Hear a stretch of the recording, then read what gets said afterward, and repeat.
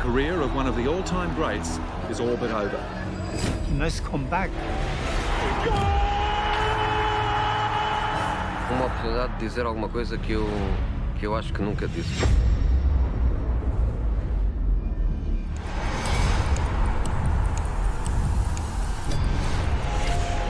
Let's get this party started.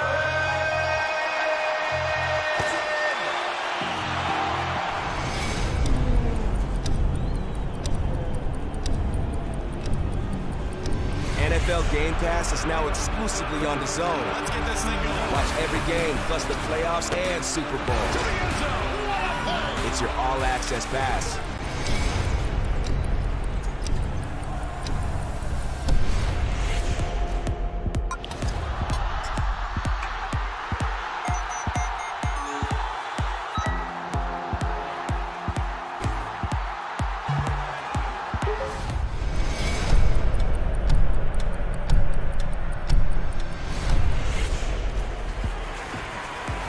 That's how you fight a southpaw. Well on his way to coming back. Katie Taylor does it again. Look at the emotion.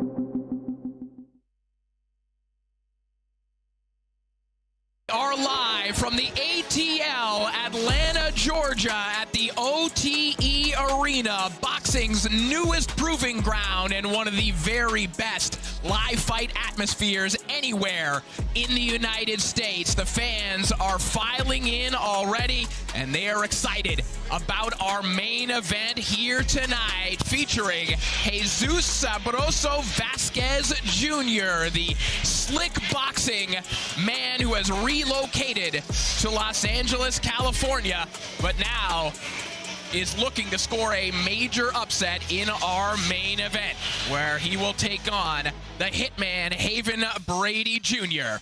Hello, everyone. I am Corey Erdman, alongside Akin Barak, as we take a look at Jesus Sabroso Vasquez Jr. making his way inside the OTE Arena. Guys, it is a party atmosphere, as it always is here in the arena. We've been here 4 times already this year. It's our 5th installment of this season. We've seen a fringe fight of the year contender. We've seen upsets. What more can we give them here tonight? I don't know. What we got to do is just see more progression. And just like with this man that we just saw, Brady, walking in, we see natural progression in his career.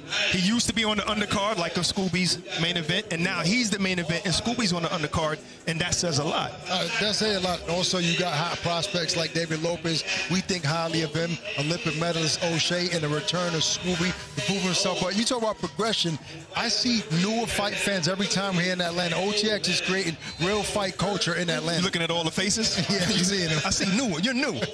Well, we got a fantastic card coming your way here tonight. Let's take a look at it. We've got 6 fights coming your way here tonight, and we're going to kick things off in the lightweight division as Johnny Mansour, the 2023 National Golden Gloves winner, takes on Edgar Uvalle of Des Moines, Iowa. Speaking of amateur standouts, David Lopez is back here on Overtime Boxing as he takes on Pedro Pinillo of Las Vegas, Nevada. Scooby is back. It's the return of Kurt Scooby as he tries to rebound from an upset loss in his last bout as he takes on Daniel Lim of the Philippines. The U.S. Olympic medalist O'Shea Jones is back in action in a rematch against the quintessential journeywoman Simone da Silva. And in our co-main event, this one should be an absolute banger. 2 former world title challengers, Saul Sanchez and Arthur Villanueva, will go to war over 8 rounds. And in our main event, as mentioned, Haven Brady Jr. getting the headlining slot in his home state of Georgia as he takes on Jesus Vasquez Jr. So that's our card coming your way here tonight. And as mentioned, Haven Brady Jr. getting the headlining slot here in his home state. And this is a guy who has climbed the ladder, has sold tickets, has marketed himself well. This is a guy with a background in business and marketing, and he has put that to work. Yeah, and you were right, coming our way, because we get to see it first. You know, and he's packed this place out. But think about it, man. That's jitters, don't you think? Packing the place out, your hometown, and then you didn't go get a soft touch. You got a guy whose style makes even good fighters look bad. You talk about pressure. You also got the pressure of his camp, right? His stablemate, Boots, and is fighting tomorrow, defending his world title in Philly. That pedigree in that gym, they breed winners, but they don't want to just win. They want to win big, so a lot is expected of Brady tonight. Well, Haven Brady Jr. is someone who is kind of revitalized his prospecthood, so to speak, here at Overtime Boxing. He was with Top Rank, got out of that deal, now kind of gets a restart, and he's fighting for a regional title here tonight. And that means something. That means you're climbing the rankings a little bit, and again, it's solidifying what he's saying, that he is indeed one of the top 130-pound prospects in the world. It's like he came out of nowhere. You know, we seen the Elijah Pierce, we seen Scoobies, and everybody was pushing them, and they were big names and big faces, and then all of a sudden, here comes the quiet guy who's getting good wins, packing out the place, and now he gets to prove himself again tonight as a headliner. And again, to double down on what you said, I mean, against a guy like Vasquez Jr., which is not easy. Not because the guy is hard to hit, he's elusive, he's not going to make it look pretty. So this is a big test, in my opinion, is Brady's biggest test today. Well, as you mentioned, the roles are kind of flipped a little bit, right? Because we have Haven Brady Jr. in the main event. The main event was kind of a Kurt Scooby slot for a little while, but Scooby now on the undercard here tonight. He's coming off a shocking upset loss at the hands of Dakota Linger, the first loss in his professional career. And guys, to be honest, there are some question marks surrounding Scooby coming into this fight. He's trying to work his way down to the 135-pound division, and in doing so has changed fight camps. He's now with Hector Bermudez out in Massachusetts. So there are a lot of unknowns about Scooby coming into this fight. There's a lot of questions, but I think Bermudez has the answer, and one of them is going down to 135. At first, you would be skeptical, like, what? What are you going down for? But maybe he's right. He has a lot of 140-pound fighters, so it kind of makes sense. And at the end of the day, he's focused. We've seen him upset at the weigh-in, that all of a sudden we seen a more loose Scooby. So he just has a lot on his mind right now. He's going to prove himself tonight, I believe. Well, look, we all know that your first loss as a prospect could make you or break you, right? So it's a big test today. I know Scooby wants to let the world know, hey, that loss didn't break me. And now I'm about to show the world that I do belong here. And he split with his old trainers that you mentioned with no issues. Those guys, I still have a great relationship. He just felt he needed to make that change. And whether it's because of something physical or psychologically, for some reason, he felt he needed change. If that makes him fight better, so be it. It's always psychologically, though, but you want to make sure that the fighters take accountability themselves. Yeah, and that road back starts here tonight. Just one loss so far on the record of Kurt Scooby. Only one loss on the record of his opponent here tonight, Daniel Lim, who's a part of the Jerwin Ancajas camp in the Philippines. Well, if you're familiar with Haven Brady, if you're familiar with Kurt Scooby, you've probably tuned in to Overtime Boxing in the past, and you're familiar with the overtime rules. But if you're not, here's what we've got going on. We've got the Subway KO bonus. If you score a knockout at any point in the night, there is a cash incentive. There's more of one if you can do it in one of the money rounds, those being the first or the last round in the fight. And that last round of the fight, it could be an overtime round. That's right. If the scores are even at the end of the allotted rounds, we will go to overtime. We have seen that twice so far. Will we see it again here tonight? And with that, we're going to send it over to the fourth member of our broadcast team, Overtime Tom, who's standing by with one of Akin Barak's favorite prospects, David Lopez. Thank you, fellas. I am down here with David, back at OTX. How are we feeling out here?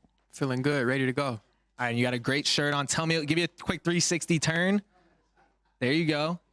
What are we wearing here? What is this? This is Team Dynamite merch. The shirt is inspired by Mason Margella. On the back, I have the number 6 circled because I'm going into my 6th pro fight. So, you know, this is a slogan that I want to continue for each fight. It's awesome. I love it. And give me a little prediction. What do you think's going to happen in the fight tonight? It's a surprise. Y'all got to tune in. Live on DAZN, tune in. It's a surprise. All right, real quick, some rapid-fire questions. Who's your favorite fighter of all time? Muhammad Ali. How old are you? 20, When did you first start boxing? age 5. What's the best part about your fight game? My IQ and my mindset when I go in the ring is the best part of my IQ. Can we get a win tonight? Yes, sir. There we go. David Lopez, everyone. Hoping that he can be the C4 fight of the night. C4, the energy that hits. Make sure you check out Overtime Boxing on Instagram if you want to vote for a man to be a C4 fight of the night. Appreciate you, David. Good luck, man. Thank you.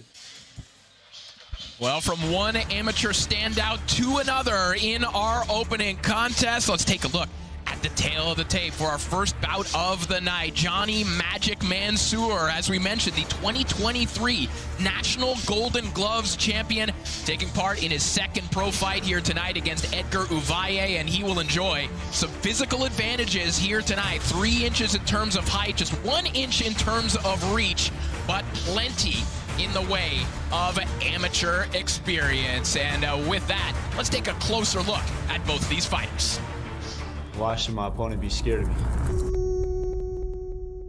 Come Friday, and he'll see. I was given a nickname Magic for a reason. My opponent is just another man to stand in front of me, and whether he goes down or not, the longer he stands, the more pain he's gonna feel. My uncle, when I was young, he would call me El Godzilla because I would tear up my food. I would destroy my food. And that's the same plan for my opponent. I plan to destroy my opponent just like El Godzilla. All I know is that he is a decorated amateur. The thing about me, though, is I don't really care who my opponent is. I come to fight. My overall goal is just to gain lots of fans and people who admire me for what I do. Whether he goes down or stands up, I'm gonna break him down. And I'm gonna make him realize the difference between fighting me and fighting the 6 other people that he fought. What makes me a dangerous fighter is just how much I work hard every day, how much dedication I put into the sport. If this comes down to the final round, must be a tough cookie. He went through 4 rounds of hell. That's all I gotta say. This contest, 4 rounds in the lightweight division, entering the arena, Edgar Uvalle.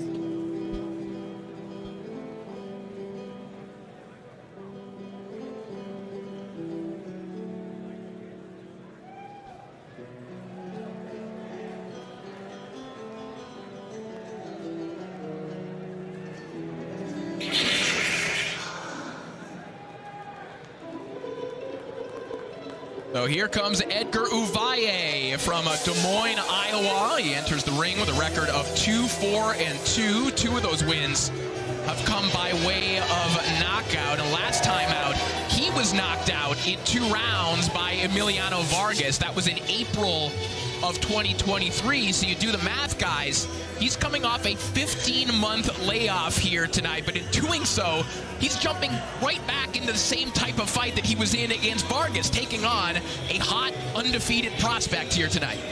I hate to make excuses, but he did say he came into that fight with a rib injury, kind of like, you know, Ryan Garcia with Tank.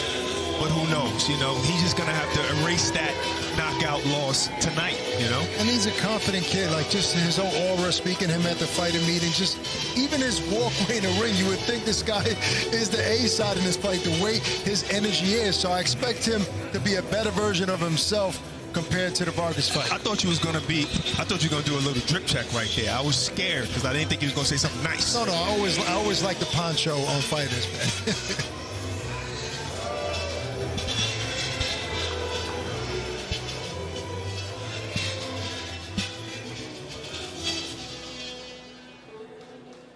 Its counterpart, Johnny Mansour. I know, not what you're expecting. Let me explain. My name is Michael Boone. I am a professional magician here in Atlanta, but you are not here to see a magician or magic tricks. You are here to see a different kind of magic, a multinational champion, the #1 lightweight boxer in the United States, the one, the only, Johnny Magic Mansour!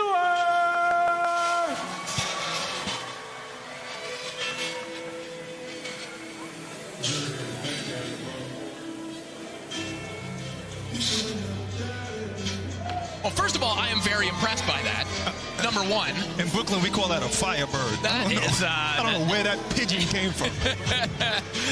I have never seen any of those pigeons in Brooklyn. Sorry, Barack. Well, you have every reason to be impressed by this young man who, as we mentioned, the 2023 National Golden Gloves champion, a true blue chip prospect coming out of the amateurs. Johnny Mansour of La Mesa, California. We saw him make his pro debut, scoring a 4-round unanimous decision over Angel Dudo in May of this year on the Navarrete Baranchik undercard. Got the 4-round decision in that one here tonight, but now has had some additional months of training to acclimate to the professional style. Right, and talking about amateur standout, Uvalle lost to a Vargas. He beat a Vargas. He beat another Vargas in the amateurs, but yes, you got to learn how to switch your style. Amateur standout doesn't always mean you're going to be a great pro. Well, he's on the right track and wanting to stay busy. From what I heard, he's already has another fight lined up with Top Rank, so he's ready to go and stay busy this year.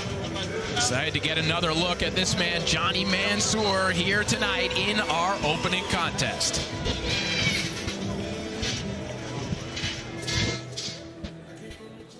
From professional boxing's newest proving ground, OTE Arena, Atlanta, Georgia, this is another edition of OTX.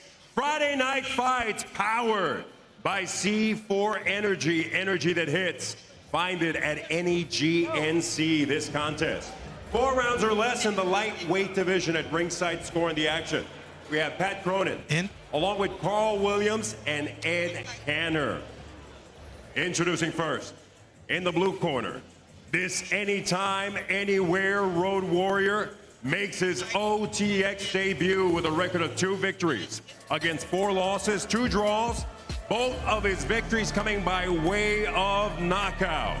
From Laredo, Texas, and now fighting in Des Moines, Iowa, the working man's warrior, Edgar Uvalle. In the red corner, being presented in association with G2G Promotions, this outstanding amateur, including being crowned California State Champion, National Golden Gloves Champion, and the 8-time U.S. National Amateur Champion tonight. He enters for the 2nd time as a pro in his OTX debut with a record of 1-0. The fleet-footed fighter from San Diego, California, representing his Calian people, Johnny Magic Mansour. With last words and final instructions, referee Nate Mann. All right, guys, we went over the rules. We will have a clean fight. Obey my commands at all times. If you want to touch gloves, do it now. Any last words to say before we fight?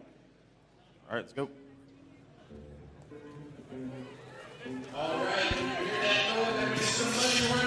We are set to go for our opening contest. Johnny Mansour, Edgar Uvalle. The origin story for Johnny Mansour in the sport of boxing. He was at a family pool party, left the pool party because he heard that his uncle was going to a boxing gym. His uncle made him sit and watch the pros before he could ever train. Now it's Mansour who's on the screen with everyone watching him as he lands a nice right hand as he's perhaps in search of that Subway KO bonus. This is a money round. Subway KO bonus. Find the dip that hits. He's looking good already. Yeah. He's landing a lot of power shots. He's countering. He's being first. He's going for the knockout already. The first round. Mansour all over Uvalle right now, and he just rocked him with a nice left hook. He's telegraphing his right hand a little too much, but he's excited. You know, and for what everybody's talking about him having the amateur style, this is more of a pro style approach here in this first round. Absolutely, and I think he's telegraphing because he already knows that he just hurt Uvalle just earlier, so he's just winding up on every shot. Seems like I'm not sure if he hurt Uvalle. Maybe that shot. Oh, absolutely. I saw his eyes roll for a second. Well, he's certainly landing at will thus far, and I think you're right, guys. I think he's seeing what's in front of him right now and seeing that he can land that right hand when he wants to, and that one is buckled Uvalle, who's in big trouble in the corner right now. This is where the amateur style right on top of the Subway logo. Overall. And he will get a stand seen that since the end. No, that doesn't exist. That doesn't exist. Maybe he sat on the ropes, I hope. We're going to have to see a replay on that one. That's why I said the amateur. If he sat on the ropes, then I can understand why the ref did it. Will count as a knockdown as Mansour going all out in search of this KO bonus. As he rocks Uvaye back with a nice uppercut, and Uvaye right back in the same corner where he was in desperate trouble about 30 seconds ago. And sits back down on the rope again. And Uvaye is not firing back, not answering back. So if the referee decided to stop this fight, I would have no complaints. He's being overwhelmed, and he has that look of a defeated fighter. We'll see. Johnny Mansour has a little under a minute to close the show here. Uvaye in all sorts of trouble again. This one could end at any moment. And it will. Johnny Mansour with a first-round magic trick. Catch that KO bonus. Wow. He did what he was supposed to do with the opponent in front of him. Definitely surprised me. You know, I didn't know he had that much of a punch. You know, coming out of amateurs, it can go either way. And he sat down on those punches and got Uvaye out of there early. Great job. That right hand, that's where I said he got hurt. And after that, he was just wailing. Too early to say we have a new Magic Man, but promising prospect right here. That's a good call by the ref. You know, Uvaye gave up. He didn't want to fight anymore. Those shots were too much for him.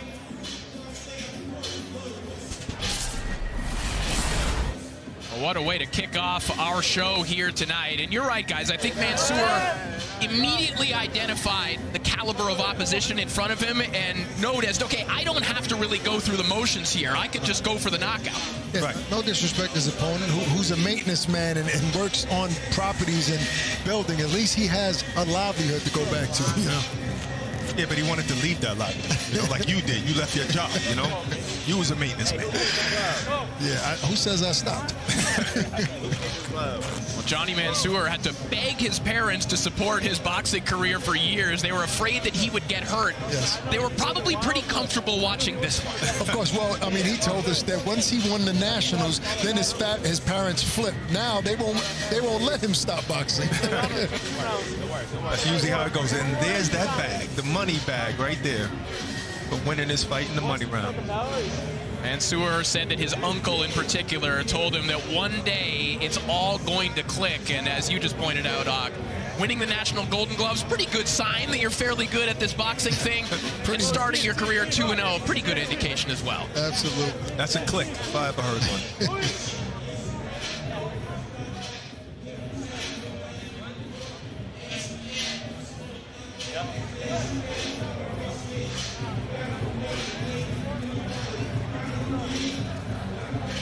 23-year-old Johnny Mansour posing for the celebratory picture, and we mentioned Mansour's family. Overtime Tom is standing by with them. Thank you, guys. I am down here with Johnny's mom. You're cheering for your son. Talk to me about the fight. How was it? I'm so proud of him. I'm so happy, and we're all here for him and support him. Now, Mom, getting a little tense watching him. Is it stressful watching him fight? Oh, very stressful. Very stressful. Like, as a mom, I really hate this sport, but I have to support him, no choice. And how long has he been fighting for? When did you realize that this could become a career for him? He started since he was 5 years old, 6 years old, and we couldn't stop him since that day, like, you know? Unbelievable. Congrats on the win. You guys can go celebrate. Fellas, back to you.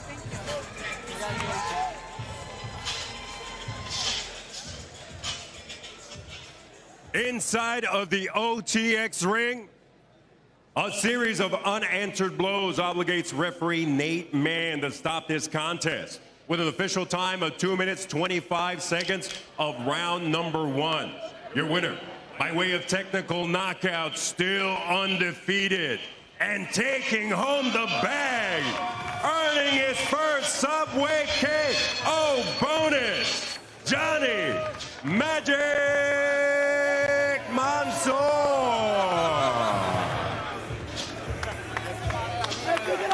Well, Johnny Mansour rolling in cash close right now. We'll see if he can make that disappear a little bit later on, Barack. I could make some of it disappear now. I was hoping one of those hundreds fly over here. What are you looking to spend that on? Well, maybe a pair of sneakers. Sneakers. Or two. I think you can get more than one with that Subway KO bonus. And we'll take a look back at some of the highlights. I mean, it was the beginning of the end when it started. And these barrages, this right here just shows that he has, some experience in this, because he knows this, when the referee is that close to you, just throw your hands. Just let your hands go. He's bound to stop it, especially after you already heard his value earlier.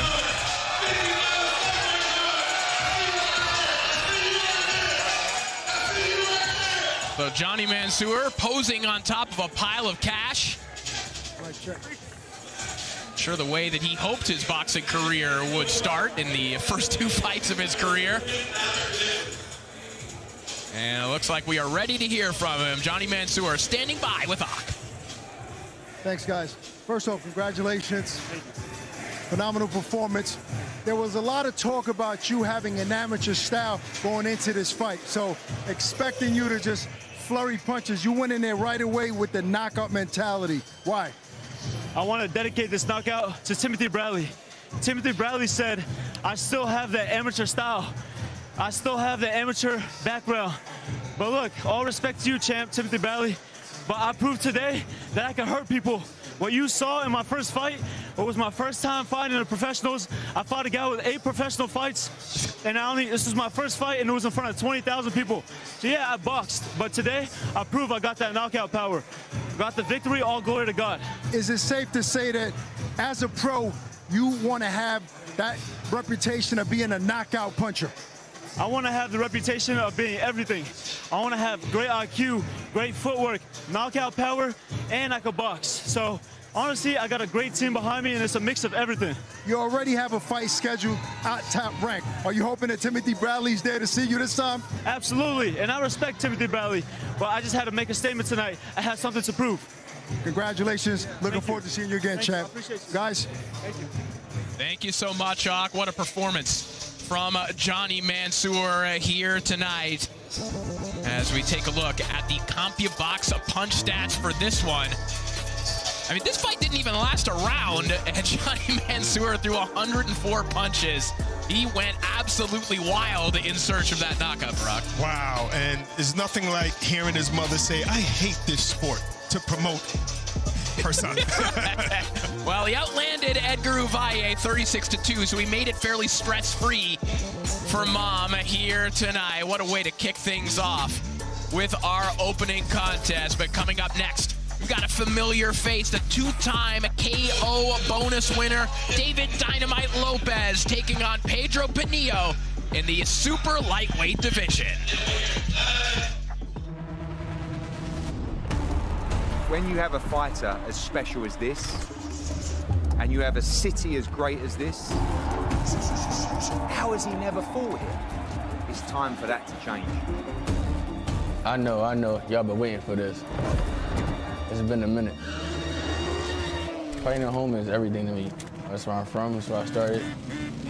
I fight anybody, I don't care who it is. Fair play to Evanesian for taking on this fight. Many people say, you crazy. I think it's 50-50. On July 13th, Philadelphia's champion will defend his IBF welterweight world title. I know y'all miss me. Let's get it. Listen, I need to stop him. The reigning IBF welterweight champion of the world from Philadelphia, Jerome Boots Ennis.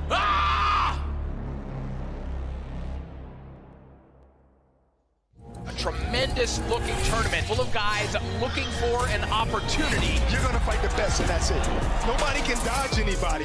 The cannon detonates. This is the best division in boxing. If that's the kind of fight you can expect from this tournament, you not want to miss any of these fights. Like Katsa Rocket, that's a right hand. Catch the semifinals of the OTX Super Welterweight 154-pound tournament this August at OTX 10. This summer, experience the next frontier in footlong snacking. Introducing new $3 foot-long dippers. Chicken and cheese, pepperoni and cheese, and double cheese. All with your choice of dipping sauce. The world might not be ready for them. But at $3 a pop, your wallet definitely is. Find the dip that hits at Subway today.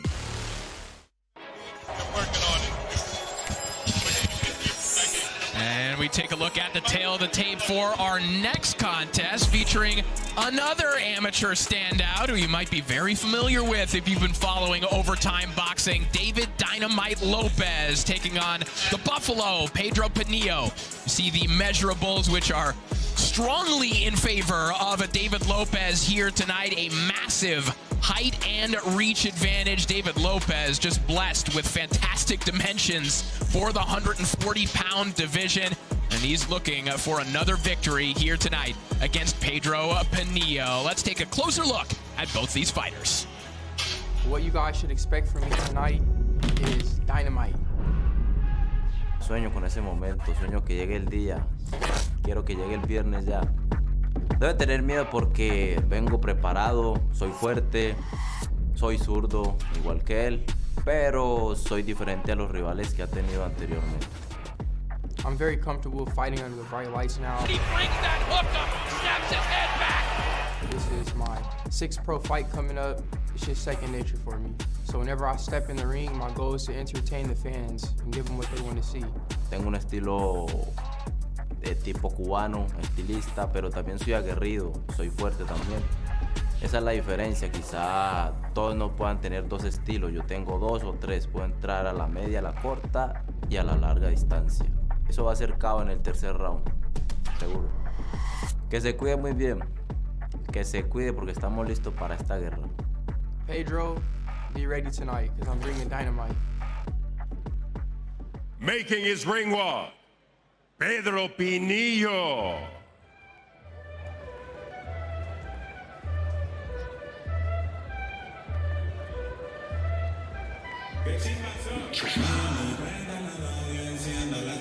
So Pedro Pinillo makes his way to the ring, originally from Cali, Colombia, now residing in Las Vegas, Nevada. He's the cousin of former super bantamweight champion Jonathan Momo Romero, who helped get him into the sport. He was a national amateur champion in Colombia as a junior, but never made the move into the senior ranks, opting instead to turn pro, where he's often been given these types of tasks, taking on hot prospects. In December of 2023, we saw him push the 11-0 Alejandro Pinpon Reyes to the limit. We've seen him on DAZN here in the past, and he went 4 rounds with one of Matchroom's newest prospects, Leo Rubalcaba, just last year. But guys, the assignments don't get a whole lot easier here tonight for this man. No, they don't, and the kid definitely has abilities.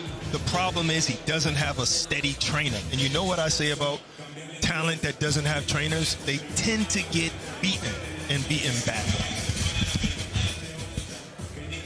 Pinillo trying to find better work in Las Vegas than he was getting fighting on the road in Mexico and in Colombia. Looking for the biggest win of his career here tonight.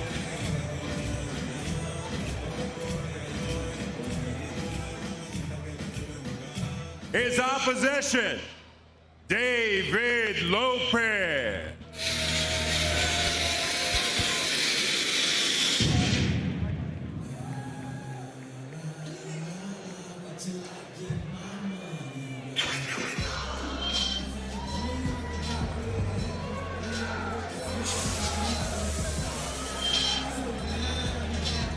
So Dynamite David Lopez makes his way to the ring once again here in the OTE arena, where he has been cashing KO bonuses left and right as he continues the family tradition of fighting. He comes from a bloodline of fighters, from his great-grandfather, who was a pro boxer in the 1920s in the Philippines, all the way up to his father, Chris Lightning Lopez, a former 2-time Golden Gloves champion, who is in his corner and is one of the most entertaining corner orators that I've seen over the last couple years as well. I agree with you. Surrounded by good pedigree. He also said he's the last person to spar Andre Ward. So I think this is probably why he's so sharp. He's so smart, and his IQ is on the next level. I'm still connected with SOG. I mean, I know he's watching him from afar. 2 straight years as the #1 ranked amateur in the United States, and now making waves inside the pro ranks here on Overtime Boxing. We continue on professional boxing's newest proving ground, OTE Arena, Atlanta, Georgia. It's another edition of OTX Friday Night Fights, powered by C4 Energy, energy that hits. Find it at any local GNC this contest. 6 rounds or less in the super lightweight division. Our judges, Pat Cronin, Carl Williams, and Ed Canner. Presenting the blue corner. Tonight, he faces his 8th consecutive undefeated fighter and looks to give his opponent the toughest test of his pro career. Making his OTX debut with a record of 5 victories against 7 losses, all 5 victories coming by way of knockout. From Cali, Colombia, El Búfalo, Pedro Pinillo.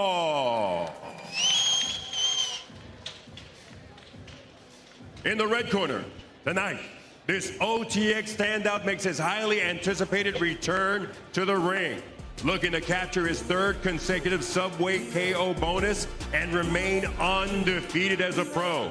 With a record of 5 victories, 4 of his victories coming by way of KO. From Oakland, California, David Dynamite Lopez.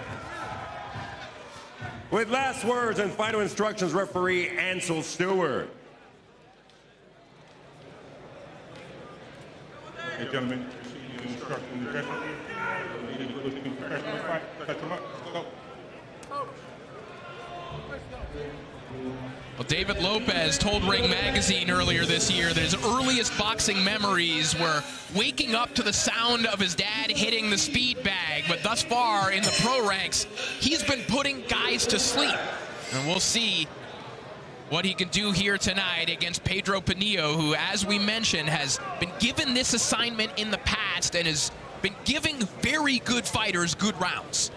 But he is coming off of 7 straight losses. But what is that? Was it number 8 tonight? No, but you see, one thing that I could say is that boxing wasn't his full-time job. Right. So he had a job, and for the last 3 months, he said boxing is his full-time job. That's all he's doing. So maybe we'll see a different Pinillo. Right. Yeah.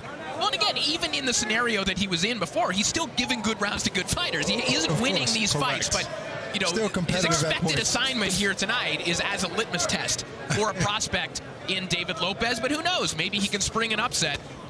He is one of the stars of the recently released movie Entre las Cuerdas, which premiered last month in Mexico. So maybe he'll pull the Hollywood-style upset here tonight, huh? Yeah, I wouldn't put your money on that, guys. What about for the bettors out there?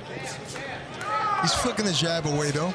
I mean, you can tell the kid has experience in there. I mean, he's been, like, to Corey's point, he's been in there. That's a good stiff jab to the body. But I think David is up for the task, and he's working on distance right now.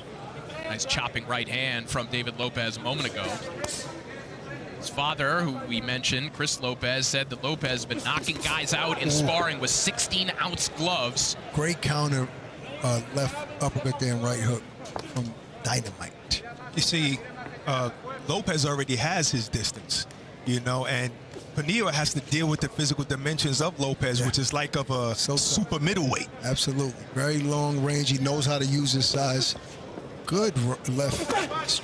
Beautiful right hook there from Lopez. A left hand to the body, steps back with a perfect right hook. And Corey, that's been his money punch here in overtime. That right hook, it's like a check hook, and he does it at the right time. But I'm always happy to see a 21-year-old sit down on his punches like that, especially in the first round. You know, that Tommy Hearns mentality. Even though I'm slim and long, I can still punch hard.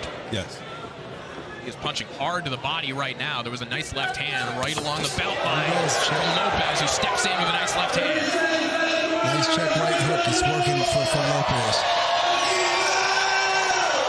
And he has that mentality going into every fight. Look, keep in mind, this is the first round, and those shots are all with bad intentions.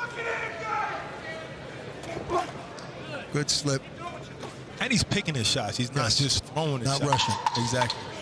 Like a professional should. Yep, still defensive-minded and countering and being first. Final moments of round one here. And that'll do it for the opening round. But at the end of the day, Pena, he does show me he has some skill. Yeah, absolutely. I agree with you. He's just in there with a top prospect, in my opinion. Don't load up on nothing. After you cut, step off the line.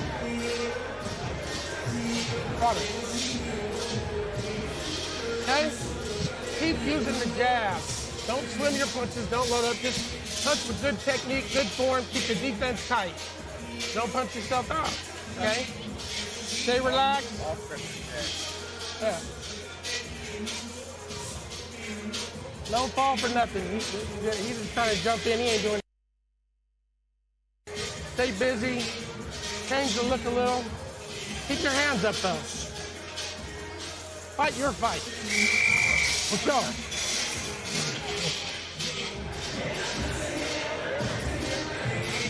You heard the advice in the corner from Chris Lopez, the father of David Lopez, his head trainer. And obviously a dominant opening round, guys, for David Lopez, but there's some measure of respect in Lopez corner for Pena as well. You heard Chris Lopez telling him, hey, don't punch yourself out and remain defensively responsible. Right, because he's sitting down on his punches. He's landed a few flush shots, and Pena went nowhere. Yeah, for the most part, though, I think he's being economical in his shots. He's not punching himself out because he hasn't really hurt Pena yet.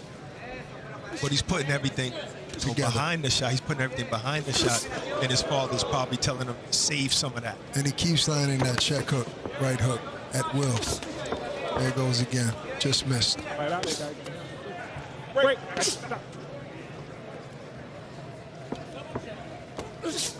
Looking for a huge right hook there is David Lopez.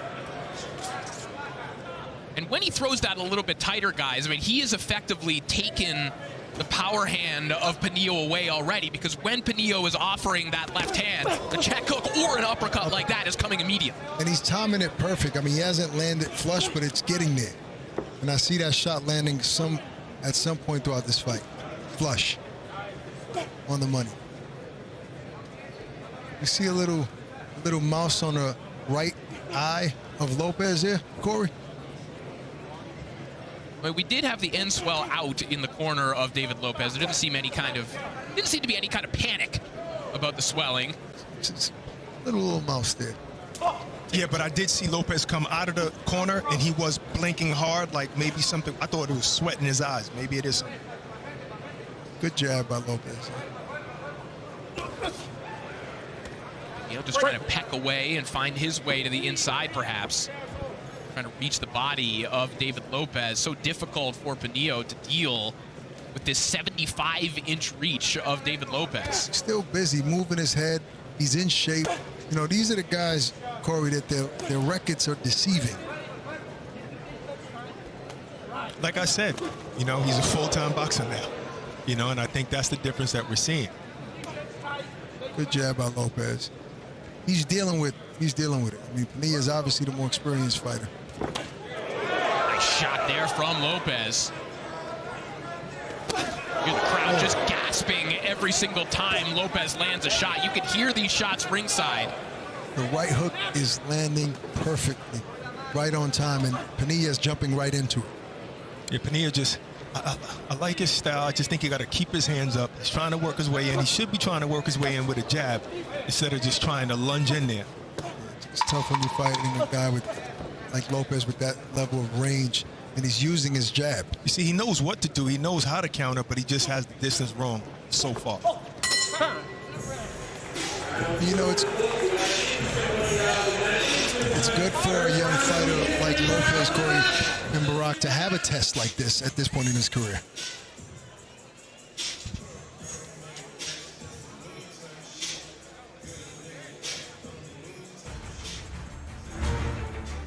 Que luche por el barrio, por todo lo malo que me ha pasado, que luche para salir adelante y llegar a la cima.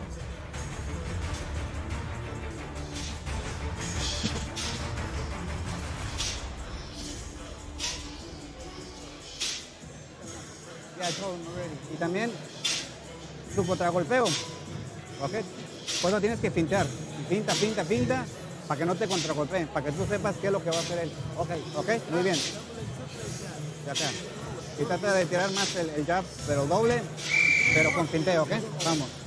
You know, he's telling his opponent, Bonilla, to just a little more feint so you can, you know, catch that counter shot. You know what he's going to do next because he keeps countering you, so we need to feint more. Which is true. You know, you can get in there with a feint. That's how you catch a counter sometimes. That's all, exactly. And that's all he's doing. He's not throwing any jabs or anything else, giving Lopez something to look at. And I think maybe, though, I thought originally it was probably a thumb to the eye that bothered Lopez. I don't know, but there's a mouse, like you said, out there. Slight swelling there. Could have been the gloves rubbing on his eye. Maybe could have been a nice left hand by Pinillo. Yeah, that as well. Ooh, they trade hooks there.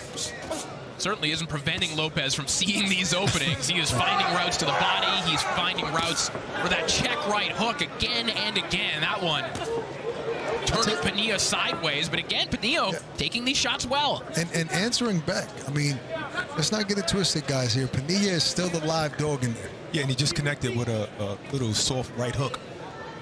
But I just think Lopez took it well. Yeah, 100%. I think David is just sharp. He's smart in there, and he's powerful. And what usually happens with a guy like Pinillo, who's taking these flush shots and eating them well, eventually he gets hurt by one. He has been stopped twice, once by Justin Valorio, once by Adrian Torres, both of them undefeated prospects. And again, outside of his 5 wins, which all came at the Big Punch Arena, where many fighters go to build their records, all of his fights have been against opponents just like this. Right. Undefeated guys. I think Pinillo's not listening to his corner. He's not doing the feints. I like his movement, but if he did throw a couple of feints, you never know. We got to see if David would fall for it. See, I mean, David knows how to control that distance with that jab. Yep. He's just not, he hasn't been able to land a flush shot, and we know he can punch. So I do see it coming down the line, especially that check right hook. But Pinillo, guys, he's still in there peppering away, you know, moving his head, also lunging in with some shots. Right.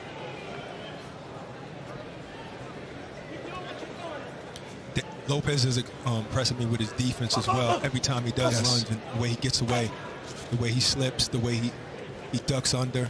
You know, when you look at a guy's record, an opponent history, Barack, and you look back at David's opponent history, you see this guy's record with 7 losses, you wouldn't know that it's this type of fighter.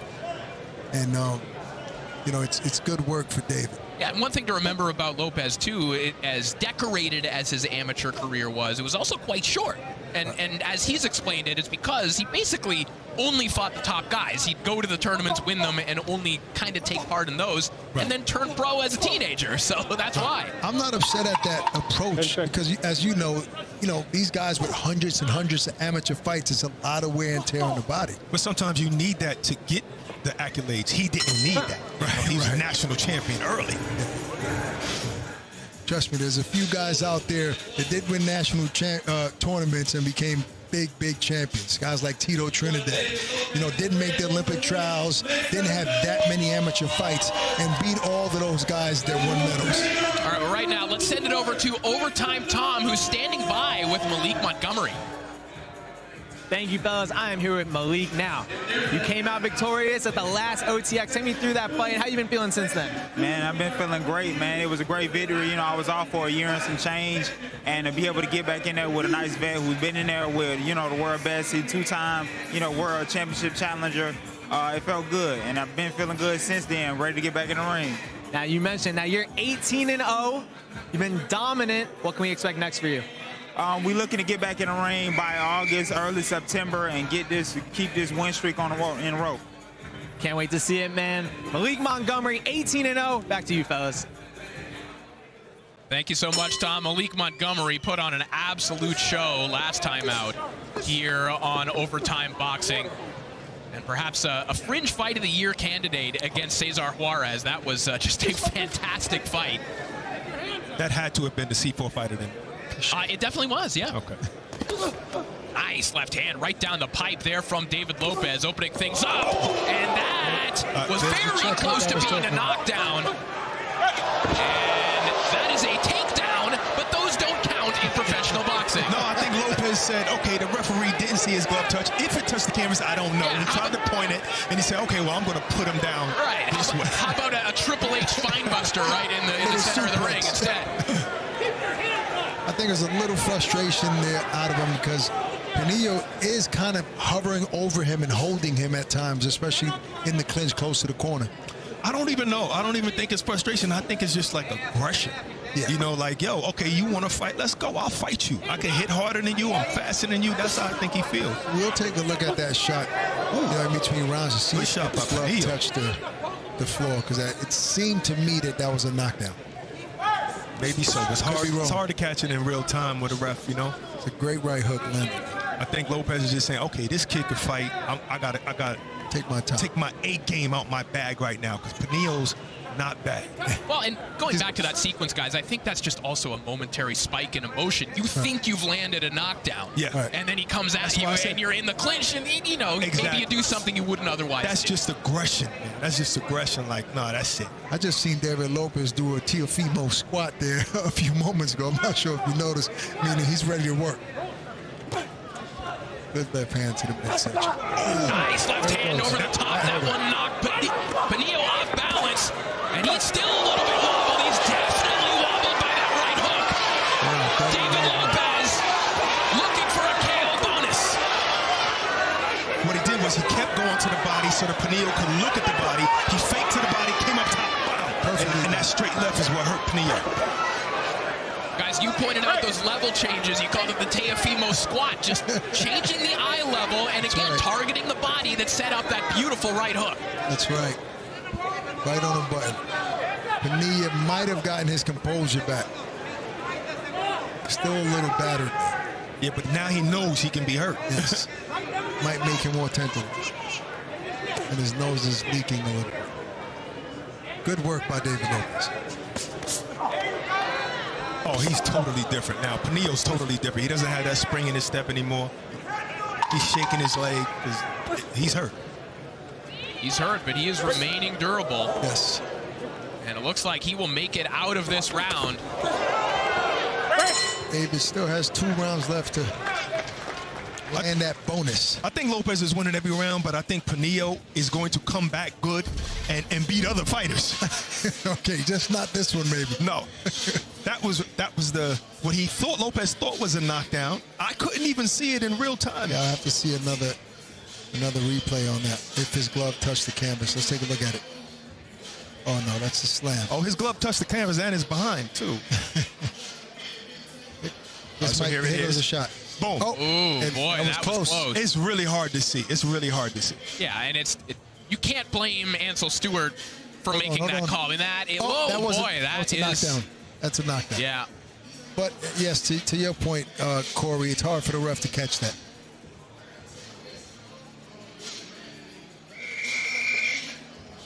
Going down to the body, coming up top with that right hook, and he said that's his money punch. So he doubled up on it. I like the way he doubled up on it. Very effective in that moment, that scenario there.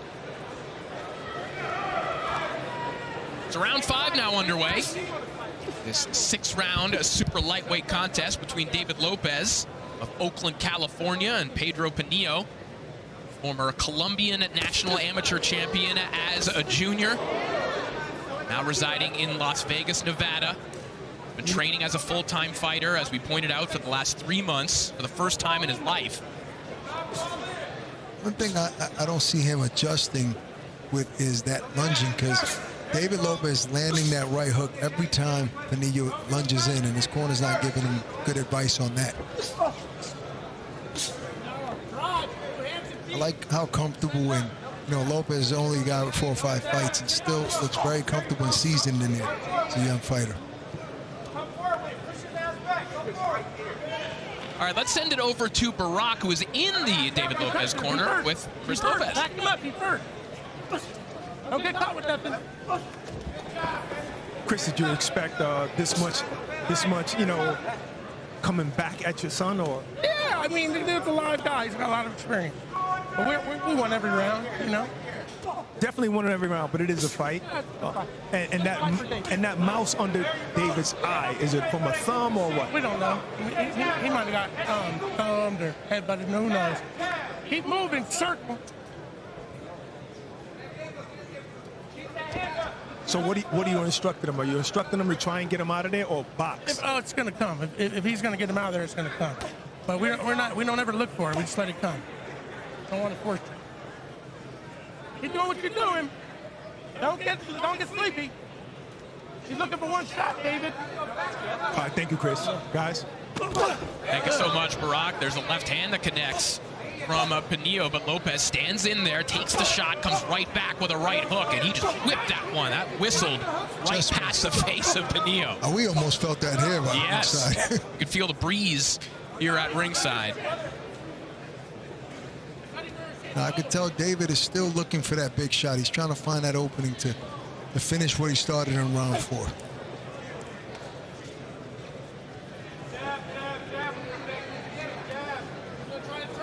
As his head trainer says, though, they're not looking for it, waiting for it to come. And with a guy like Pinillo, it's good advice. You have to be very careful, not be overzealous.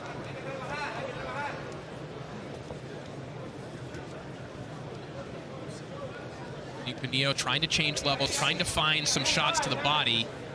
One thing working against Pinillo, when he gets those opportunities to work on the inside, it's not really his game. Right. He's just in terms of dimensions in a physical mismatch here, and he's being forced to lunge and not working on the inside. Everything going the way of David Lopez right now. He's not positioned right in any of those shots, and no leverage in those shots, and that means that David is controlling the distance.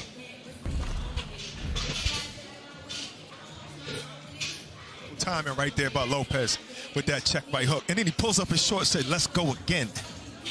Pinillo's game. Pinillo's game. His distance is off, and Lopez's timing is just too on point. And I think Pinillo has his bounce back. If he reaches and he jumps in, let he has that his two bounce go back right that you up the said he middle. lost.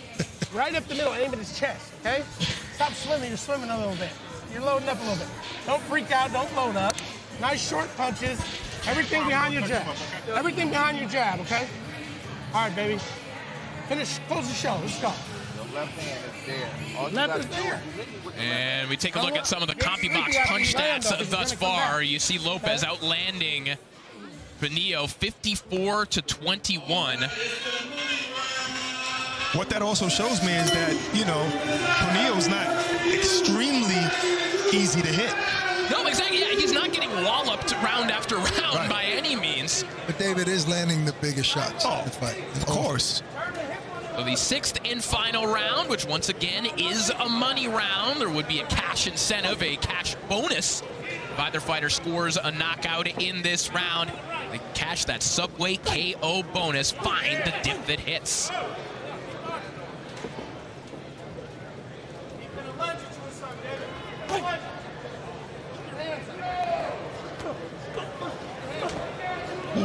Beautiful defense there from David Lopez. And again, going back to that those punch stats, guys, both of these guys have been relatively defensively responsible. Yes. Even for Pinillo, getting hit at like a 28% clip is not that bad in the grand scheme of things. I've seen worse. Of course. Yeah, especially with somebody as long and as sharp and as fast as Lopez. He usually pieces up the guys that have over 40%, landed on his opponents, to plug our main event a little bit later on between Haven Brady and Jesus Vasquez. We saw Haven Brady land at a 46% clip just a couple of fights ago. That's dominance, and not to say that David Lopez isn't dominating this fight, but he's not landing freely anytime he wants. Yeah, I mean, there are challenges throughout this fight for David. He's winning every round comfortably, but there are some challenges in there. Right, and you need this early. Of course. You need this early in your career, and usually fights like these show you how good the prospect really is. And it's a competitive fight, but he's dominating, even though it's competitive. You have to be tested, and these type of fights help you down the line.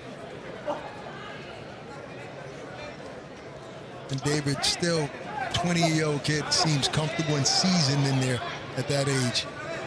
The guy with 12 fights. Good body shot. Pinillo, the perfect type of opponent to test a guy like David Lopez right now. And Pinillo, you know, in another world, in another universe, a guy who has a national amateur title in Colombia, a promoter picks him up and he gets developed in a different way. He didn't get those types of resources, so he winds up in this role as a professional where he's the guy testing the types of guys that he wanted to be. That happens way too often in boxing. And I hope, you know, after this fight, maybe he can role reverse, you know? Maybe he can change roles and get better fights and start winning. Nice left hand connects there from Lopez. Crowd starting to come alive here in the final 20 seconds of this fight. I seen Chris, his trainer, Lopez's trainer and father egging him on, like, go, get him now, we got him. Oh, that's a perfect right hook counter, but Pinillo again just takes it, gets right back to action. Still trying to get that last minute knockout bonus. And that will do it. And that is a good learning experience, a good educational fight for David Lopez here tonight. Very good fight. He showed us a lot of things, you know. He showed us he can box. He showed us he can bang. And he showed us that he can outsmart a smart, crafty fighter. Let's take a look back at some of the highlights. I love the vibe cam. And this is basically how it went all night. Perfectly timed countering by David Lopez.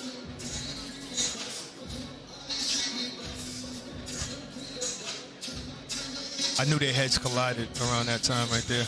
This was at the end of the fight.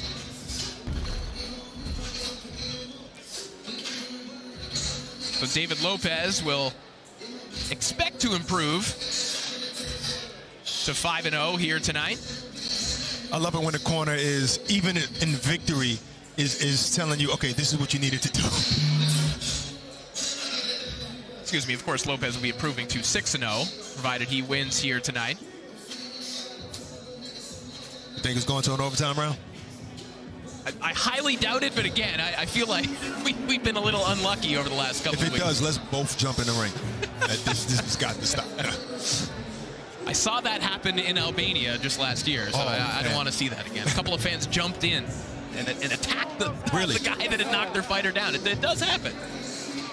I'm not getting in there, though. Maybe like Johnny Mansour's mother, you know, maybe they don't like the sport. Well, David Lopez's family certainly does. As we mentioned, he has grown up in this sport. He was in the cradle hearing the sounds of the speed bag. Yes. And it shows, definitely shows. A good recognition, I think, from Lopez in his corner, identifying early, and we heard the advice after the first round. The tone changed a little bit. There was a respect for the defense of Pinillo, and they understood, hey, you can't go wild in this fight. You can't punch yourself out. That was the first advice coming from Chris Lopez. And like I said earlier, they just ascertained it, okay, look, we got a good fighter in here, so we got to tighten up. We can't just go in there throwing bombs every time. And he did it. He did it very, very well. All right, we're ready to make this one official. Let's send it back up to Lupe. After going the distance for the first time this evening, we go to the scorecards. All three judges turned in identical scores of 60-54 in favor of the winner by way of unanimous decision. Still undefeated, David Dynamite Lopez. So David Dynamite Lopez does indeed improve to 6-0. No first round knockout this time, but perhaps something even more valuable for him. Some good ring experience here tonight against a crafty opponent in Pedro Pinillo. And right now, Lopez is standing by with Ak. Thanks, guys. First off, congratulations on a dominant performance. You know, going into a fight with Pinillo, he's a guy that his record could be deceiving. Coming off of losses, but so experienced and skilled out there. Did you expect him to be that much of a test? I know he came in with a lot of experience. I would say this was a step-up fight for me. You know, he came and I did what he thought he would do. I think I could have worked on working behind my jab a little more and taking my time a little bit. But no, you know, this is a learning lesson. I got the dub and I'm ready to get back to the lab and get better. You know, when you landed that big right check right hook, his glove did touch the canvas. We saw it in the replay. So did you notice that should have been called a knockdown? Yeah, that's why I was like, that was a knockdown. But is that why you body slammed him? Nah, he put all his weight on me, so I had to get him off of me. No doubt. Look, do you feel like these are the type of tests that he needs, as his career progresses? It was good. This guy's been active 4 fights in like the last 6 months. He needs to be more active, you know what I mean? But it was a good step up, good test. He showed he can box if he gets hit, you know what I mean? And the power was there. He rocked him several times. He almost got him, but, I thought it was a phenomenal performance against a real rugged opponent. I'm looking forward to seeing you again, champ. Congrats. Thank you. I appreciate it. Thanks, guys. Thanks so much, Ak. David Lopez, your winner.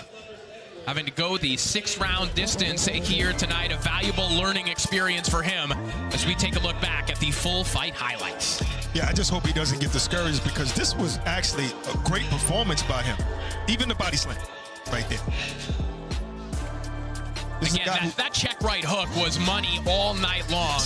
You see the body work from Lopez as well. And as Chris Lopez said, he did hurt him with that right hook a number of times in this fight. That's just a crafty, durable fighter that he was in there with here tonight. As we take a look at the final punch stats for this one, you see Lopez landing just 63 of 229. Pinillo only landing 24 shots here tonight, offering up 176 of them. Just good boxing on either end, but David Lopez, obviously, the better man here tonight.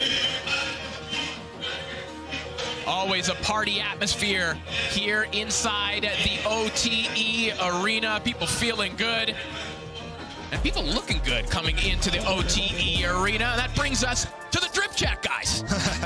Here we go. Okay, Johnny Mansour. Oh, okay, smart man wearing a Hellstar outfit, shorts and top, because they happen to own an OT7 football team. So how can we say something bad about that? Got the Air Force Ones on. My man, you passed the test. You look good. You look good. I like it. I don't like the socks kind of rolled up. I'd rather them pulled all the way up. So I'm not gonna go all the way with the heat, Barack. I don't like the way he has his socks. That's vintage, bro. You're wearing vintage clothes now. No, not, that's the socks need to be pulled all the way up. Maybe a little wrinkle. Okay, Scooby. There you go. That's how you do it. I always like a black shirt with a suit, Barack, if you wear it white. Yes. Right. It's fitted. Shirt showing a little bit on the wrist. No socks. No socks. That's a good look. That's your look. You like that look? Yep, that's smooth. That's smooth. You did it right, Scooby. You did it right. I say Scoob did it right today. That's right. fire. You got the heat and the black shades. You look like a hitman. I see it. He does look like a hitman. I see a future after boxing in Hollywood. All right, Scooby got the drip check. He passed. He got the heat today. He more than passed. Well, as the Millennial versus Gen Z sock debate continues here, coming up next, we have the return of Scooby in the ring as he takes on Daniel Lim. That's coming up next.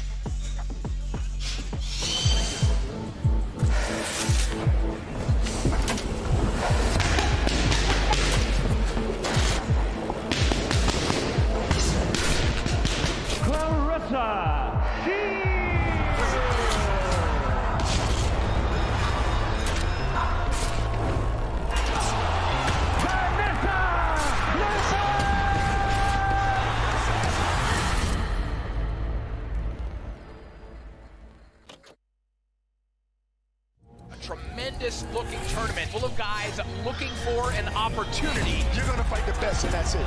Nobody can dodge anybody. The cannon detonates. This is the best division in boxing. If that's the kind of fight you can expect from this tournament, you do not want to miss any of these fights. Like Rockets, that's a right hand. Catch the semifinals of the OTX Super Welterweight 154-pound tournament this August at OTX 10.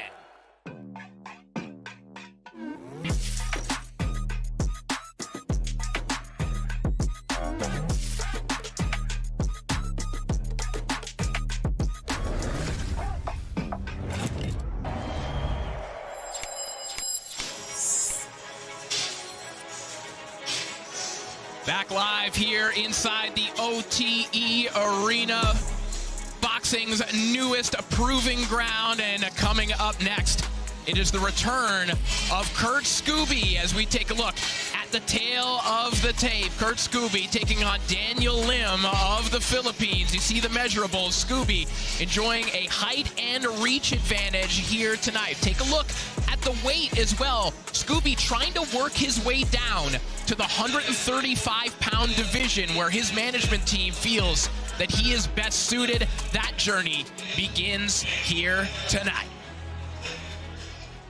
What should my fans expect this time around? Just understanding that the grind never stops. It's all money in, like I always say. We're bringing action. Yeah, it's time. Yung kalaban ko kailangan niyang mag-iingat din sa akin. Makikita niya sa laban namin kung ano talaga ako. Oh, I'm a natural fighter in life, so I'm a leader, I'm a motivator. Ang goal ko sa laban na to manalo by decision. Pero kung may pagkakataon ako na i-knockout siya, gagawin ko. Nah, he ain't got to be scared of nothing. He's gonna see. He's gonna see what's up. That's it. Ang mensahe ko sa aking kalaban, bigyan natin sila ng magandang laban ng mga manonood. All money in, baby! Making his ring walk, Daniel Lim.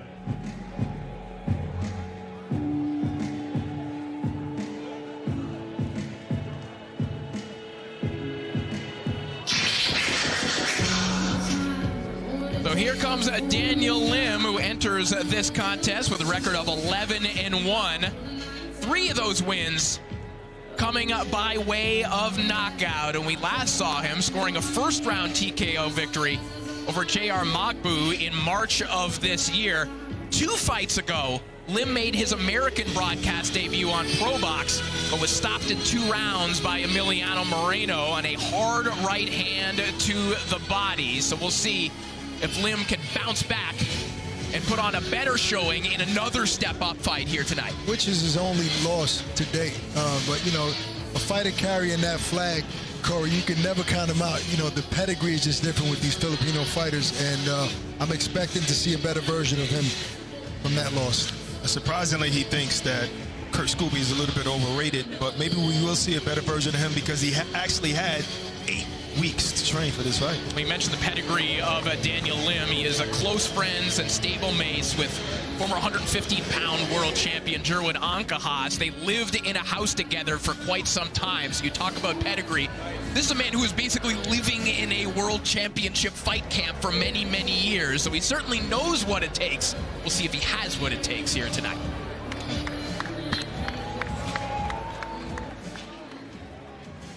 His rival, Kurt Scooby.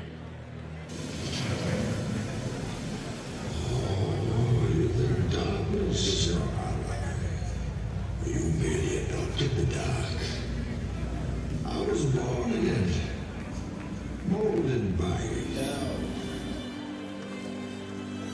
Joining up to this show was crazy. I feel big, you know, like not big in the sense of weight, you know, like gaining weight up, you know, like colossal, like, you know, like. For me.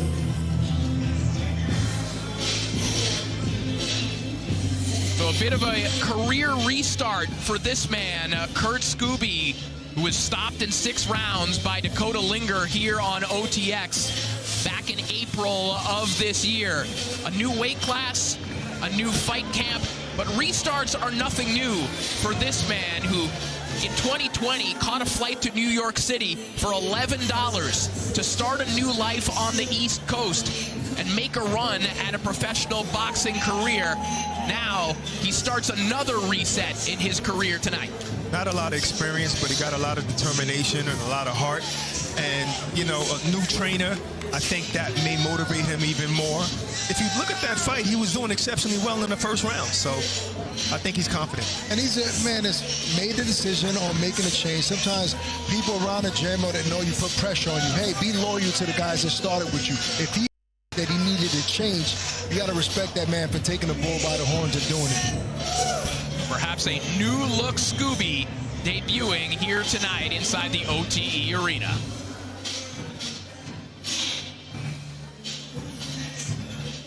We continue with the action on professional boxing's newest proving ground, OTE Arena. This is OTX Friday Night Fights, powered by C4 Energy, energy that hits. Find it at any local GNC this contest, 6 rounds or less. In the super lightweight division, our judges are Pat Cronin, Carl Williams, and Ed Canner. Presenting first, the blue corner. This fighter who began his pro career at the age of 15 now. He enters the OTX ring a seasoned veteran in his 13th professional bout with a record of 11 victories against 1 lone defeat, 3 of those victories coming by way of KO. From Bukidnon province, the Philippines, Daniel Lim. His opposition in the red corner, this former NCAA running back returns to the site of his first defeat as he resets and looks to reignite his professional career with a record of 13 victories, 1 defeat, and 11 of his victories coming by way of knockout. From Duarte, California, Kurt Scooby. With last words and final instructions, referee Nate Mann. Out front. All right, guys, we know the rules. We are going to have a clean fight, all right? If I say break, put your hands up, take 2 steps back. Anything to say to your opponent before the fight? All right, let's fight. So here we go, 6 rounds in the super lightweight division as Kurt Scooby looks to reset his career and work his way down to 135 pounds. Tonight he takes on Daniel Lim, just 1 loss on his record as well. Round 1 underway. For the sound of the cash register, of course, that's because this is the money round. KO bonus on the line, and as we see, if we'll see a new look from Kurt Scooby, guys, you had a chance to sit down with Scooby yesterday, and we certainly saw a different side of his personality. Yeah, he was more loose. I think he was tense at the weigh-in, you know, and I think he got a time to speak to his manager, and his manager just said, you know what, you got to voice your opinion. You got to get this off your chest, and that's exactly what he did. You know, I'm thinking that Lim has been a pro almost for 10 years. I mean, Scooby's been a pro for about 4. So.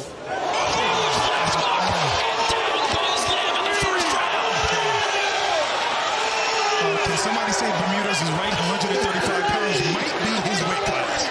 Beautiful left hook landed by Kurt Scooby in the first round. I mean, he hit him with a jab before that. Is it safe to say Ching Ching, fellas, bonus money? Well, he is certainly on the hunt for it right now, and that right hand breaks through. So does that left hook to the body, and Lim is feeling those. Scooby all over Lim in the first round, and down he goes. That was the hardest left hook to the body I've ever heard.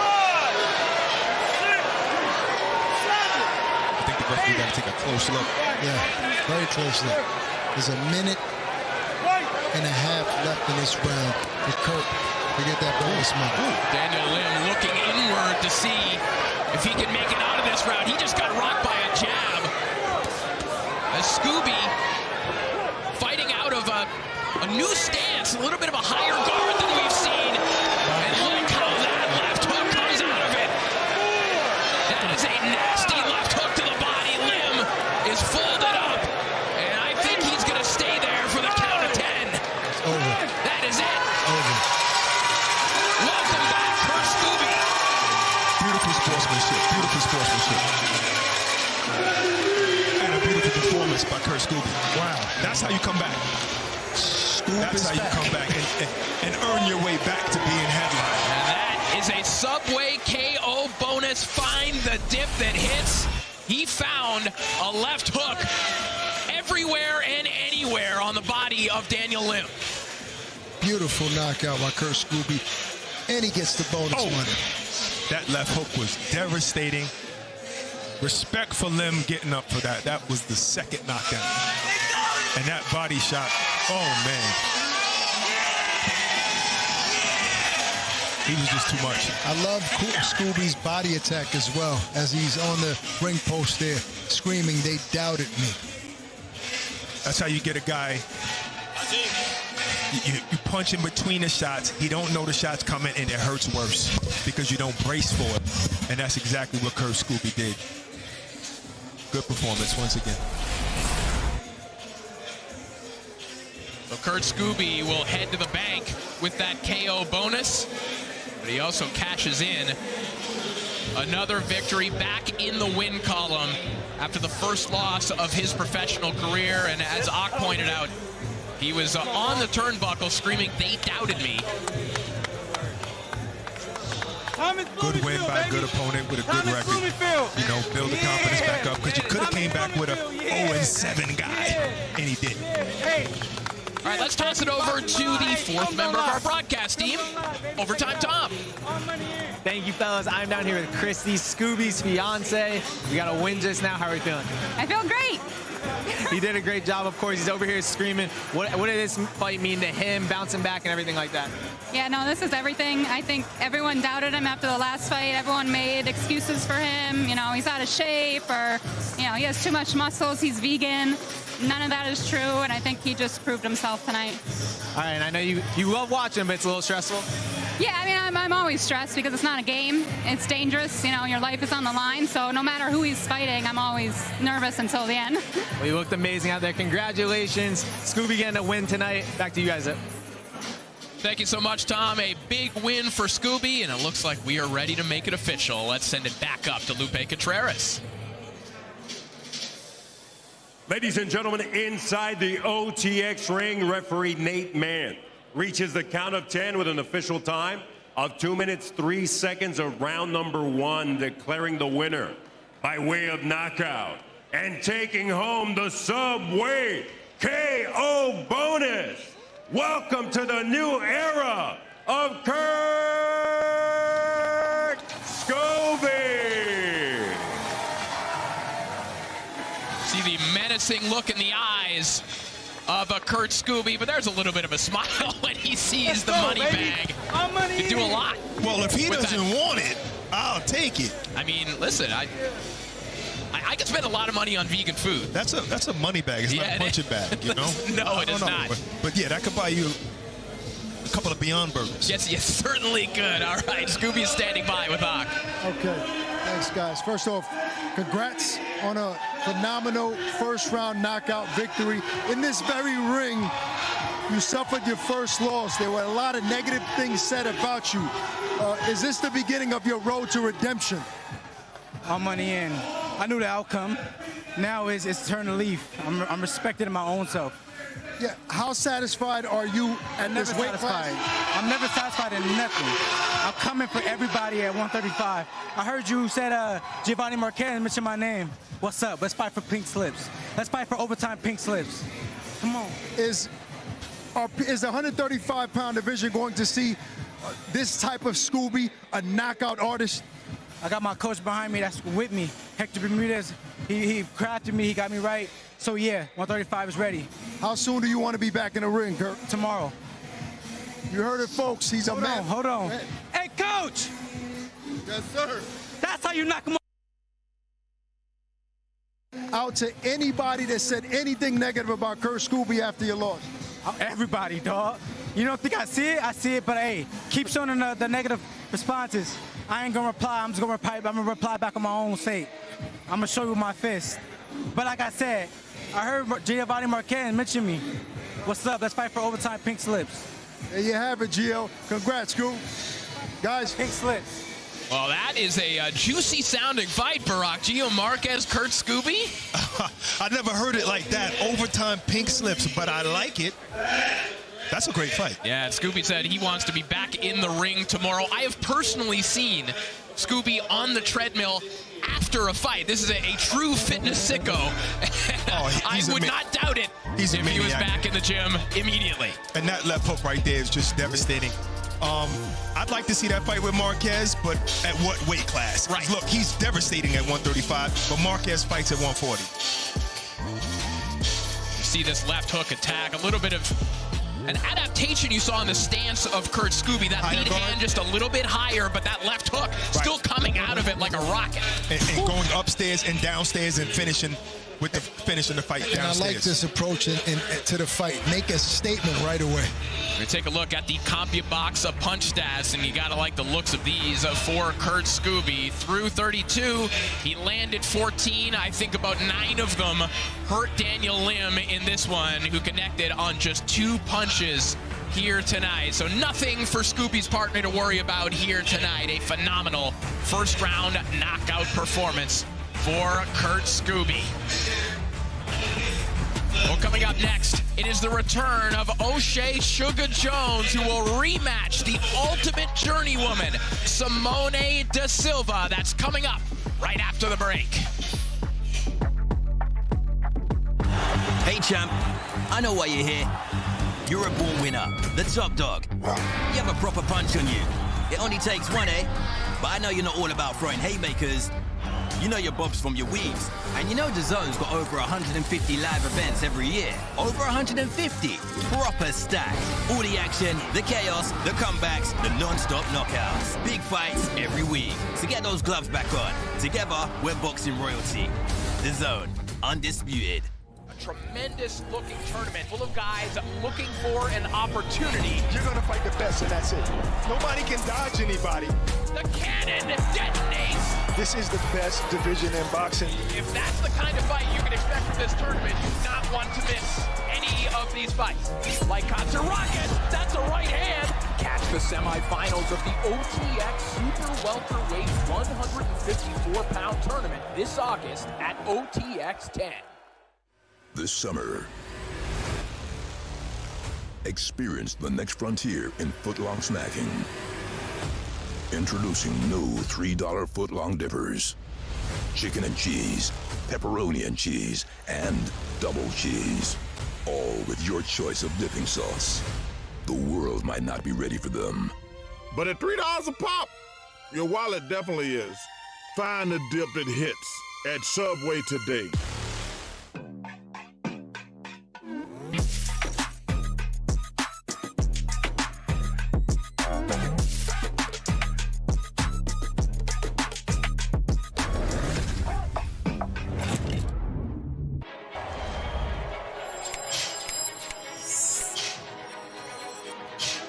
And we welcome you back live inside the OTE arena, and we look at the OTX dancers.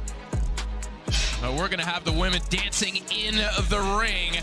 2 women fighting for the second time. O'Shea Sugar Jones, the U.S. Olympian Olympic medalist, taking on Simone Da Silva, the ultimate journeywoman in boxing. As we see the tail of the tape, O'Shea Jones enjoying a height and reach advantage in this one. The 40-year-old Simone Da Silva just continues to take tough assignments. Let's take a closer look at both these fighters. The crowd gets me going when I hear them chanting my name. Boa pra eles, mas eu luto pra mim. Não tenho que provar nada pra ninguém. I'm feeling myself, so this fight will be totally different. A expectativa dessa luta é vencer. Vencer e vencer. Mark my words, gonna see action. Just gonna see a whole nother, developed elite fighter this time. Sei que ela é uma lutadora olímpica, né? Campeã olímpica, mas eu também tenho meus méritos e vim aqui pra poder ganhar dela. You will see O'Shea Sugar Jones have a stoppage. John, Simone tá aqui. Vim para a América mais uma vez, dar o meu melhor e mostrar para você o verdadeiro boxe olímpico. Be strong out there, Buki, because it's coming. it's a tornado coming, so be strong. Entering the arena, Simone Da Silva.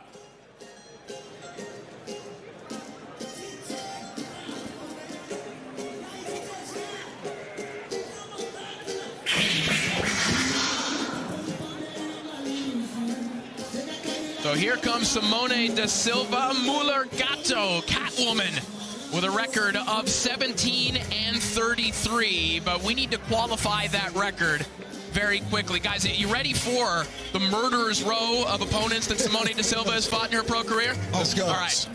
Let's see if I have the breath to do this.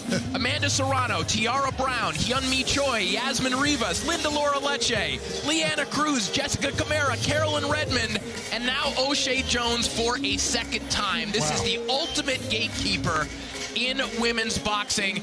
A former world title challenger. She's also challenged for an interim title on a couple of occasions. But at this point in her career, at 40 years of age, this is really her assignment. It's to test prospects and fringe contenders and to help keep them busy. But she still believes that she can win this fight here tonight. When she made her pro debut, O'Shea Jones was 7 years old. Okay, that's how long she's been in the game, and she was very confident in the fighter meetings with Barack and myself, saying, "I'm here to fight." You know, so you guys can do, talk about her accolades as an amateur in our last fight, but she's here to win tonight. But that's why I asked her, during the weigh-in, do you think you fought anybody that was better than O'Shea Jones? And she said yes.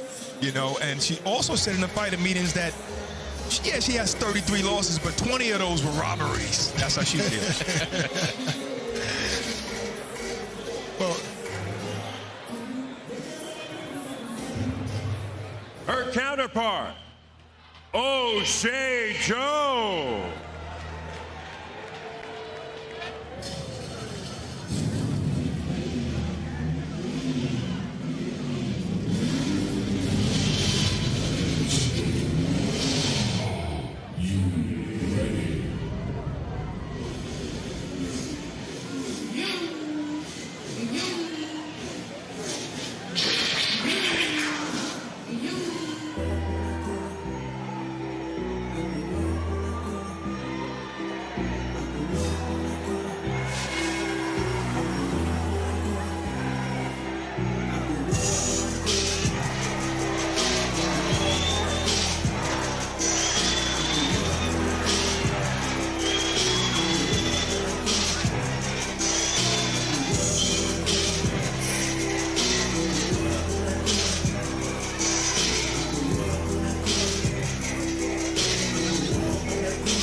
O'Shea Jones makes her way to the ring, 6-0 with 2 knockouts thus far. The 2020 Olympic bronze medalist at welterweight, the first woman to represent the United States at welterweight after the division was added for the Tokyo Games. One of the fighting prides of the Glass City, Toledo, Ohio, but now making her fighting home in Decatur, Georgia. And really, guys, one of the reasons why this fight is palatable is because, as we mentioned, Jones fought Da Silva in the past. It was a majority decision, but Jones and any observer of that fight all agree that the scorecard, the one judge that had this even, was probably not seeing that fight appropriately. That scorecard didn't make any sense. I think O'Shea Jones is becoming the rematch queen, and this is probably the best ring walk I've seen at OTX. I like it. I generally don't like rappers rapping, but I like the vibe of this. And look, she said it to us. Whether that fight was a majority decision or not, look, I'm not trying to leave it up to the judges. I want to end this fight by knockout. So we're going to see an aggressive version of O'Shea Jones today.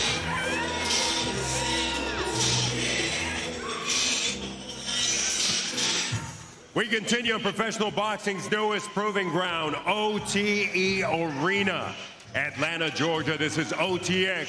Friday night fights powered by C4 Energy, energy that hits.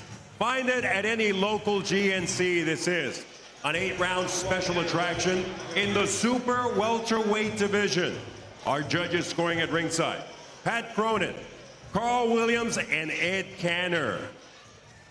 In the blue corner, this fighter who takes upon any challenge without hesitation, answers the call on short notice, and makes her OTX debut in her 51st professional bout from Sao Paulo, Brazil, Simone Muller Gatto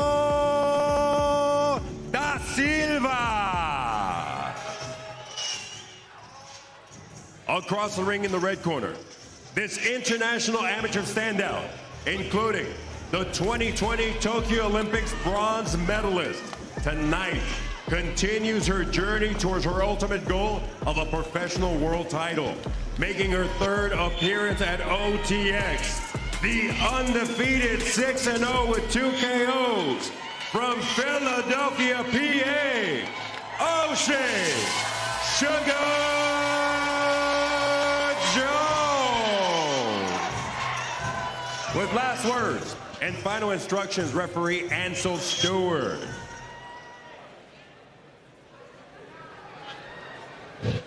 Okay, boxers, receive your instructions in the dressing room. We're going to have a good, clean, professional fight. Stretch them up.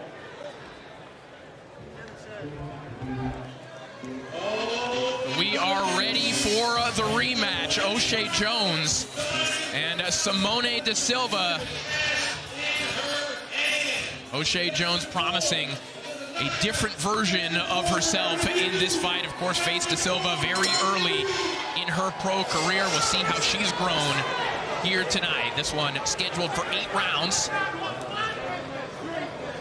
As O'Shea Jones continues to climb the ladder towards a world title shot. And really, guys, when you see a woman who medaled at the Olympics, in particular, a U.S.-based woman, almost without exception, they go on to at least a world title shot. That is what we're expecting for O'Shea Jones. Oh, definitely. She feels like she's going to be the first overtime champion. I like the way she's cutting off the ring right now and then going straight to the body and then check hooking up top.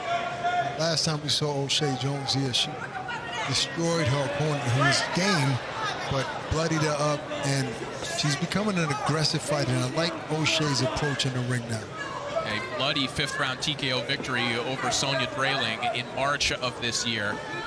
She's put on some offensive displays here in this arena. We saw her outland Miranda Barber last August, 178-37.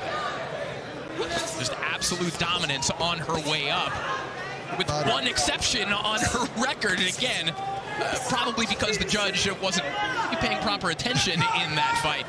The exception being that majority decision win over De Silva. Well, guess what? I think she's going to make up for that tonight. Yeah, absolutely.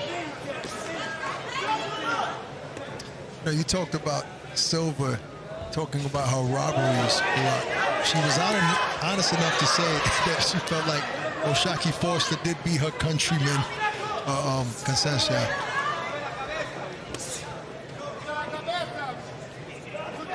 O'Shea is just stalking De Silva. And De Silva's taking the shots well because she's landing a couple of flush shots with the straight left. Good body work from O'Shea Jones in the opening round. Now climbing the ladder with a nice shot up top. Good flurry right at the bell from O'Shea Jones. And right now, we're going to send it back to Overtime Tom with a man who has plenty of insight on O'Shea Jones. Hey, thank you, fellas. I'm down here with Haven Brady now. You're watching O'Shea right now. That's family. What'd you think of the first round? Great first round. She looked very comfortable, very relaxed, and she breaking it down to the body slow, and I feel like she's going to get her out of there in the mid-rounds. Of course. And now you are the main event. What can we expect from your fight coming up in a little bit? A great performance, be comfortable, relaxed, and I'm going to have fun. I'm going to put on the show like I always do. So, you know, make sure you have your popcorns and your drink already because it's going to be a very exciting fight. Always excited with Haven. Now, you've had a lot of success at OTX. Is there something different that you're doing tonight? Anything specific that you worked on in this camp that we haven't seen before? I just kind of want to showcase a little bit more of my skills. My last fight, I got a knockout. This time, if there's a knockout coming, it comes, but I want to have fun doing it. I want to, you know, pull some tricks out my bag that people haven't seen before. So, you know, stay tuned. Now, there's the C4 fight of the night. Do we think it goes to you or O'Shea? One of you guys are going to get that tonight? Right. Between me and her, one of us definitely going to get it. So, I don't know. How she looking right now, though, it's going to be tough for me to get it. So, we're going to see. It's going to be a show. Make sure that you go to Overtime Boxing, vote for the C4 fight of the night. Haven Brady coming up in just a few minutes. Back to you guys. I think it will be tough. I think Lopez so far has it. You know, it depends on the opponent of O'Shea Jones if she's going to actually fight back and make this competitive. Right. Well, as we were listening in to Haven Brady, De Silva got ripped by a left hand from O'Shea Jones over the top. She gets hit with it again, landing that left hand at will at this point. O'Shea is really invested to the body a lot. Nice counter left hand there from Jones. Again, the reason why Da Silva has been able to have the career that she's had is because she is able to take care of herself. She is able to survive and go round. So she does have a high guard. Right. So it is dependent on O'Shea to kind of overwhelm her in this fight. Right. And shout out to her because she feels like her natural weight class is 130 pounds. So she's fighting way above where she's most comfortable. But she has the chin, obviously, to take some of these shots. Just taking shots right now, like that left hand right down the middle. 3 or 4 of them connecting from Jones. And I like what Jones is doing with the body attack because, like, you know, Corey, you mentioned she's able to stay, Da Silva's able to stay away from shots. He has a high guard, but once you start attacking that body often enough, those hands will start dropping, and she'll be able to land shots upstairs more. I don't know if you noticed the Teofimo squat. Yes, I noticed another one. This was an O'Shea. Nice body work again. Lopez's. Good body. Didn't even have to squat down to do that.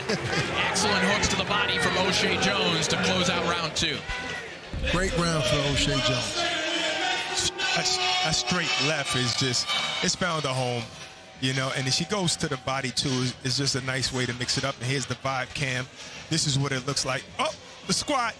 Body upstairs. And it was almost like a shoe shot. Yeah. Started with the body and came up top. Yeah. And ended it with a nice straight left that 2 lefts, 3. Oof. She's obviously trying to end this fight by the way of knockout. Yeah. Boom, boom, boom, boom, boom, boom. Bozy Innes is obviously in Philadelphia with his son, Boots. But we got Rel, who's a great trainer from Philly. How to hit him with a body shot you can't see. I ain't gonna go no so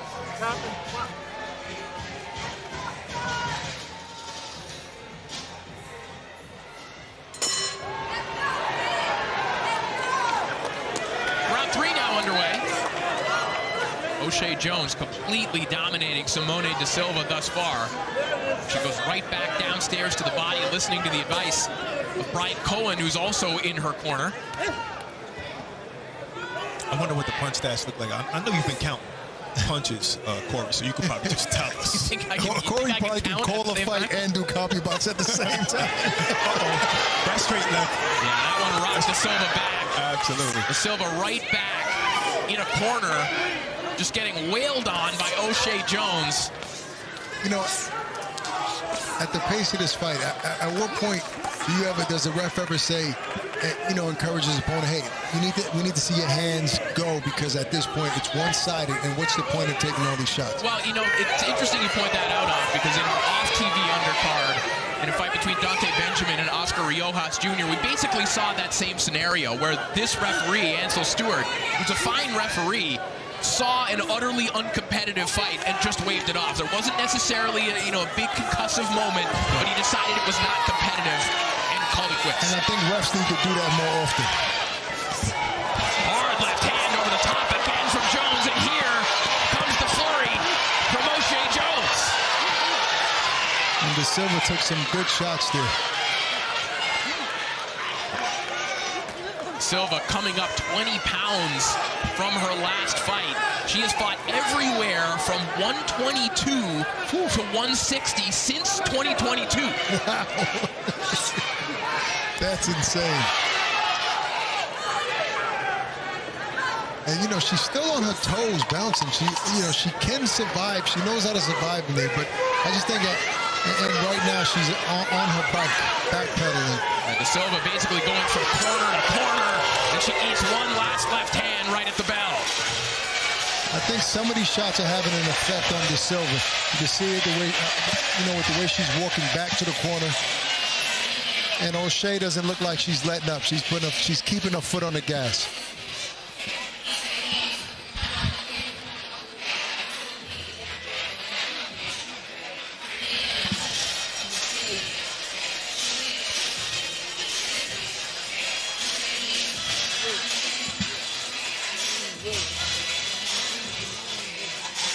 Good body attack. That left hand is getting to De Silva very easy.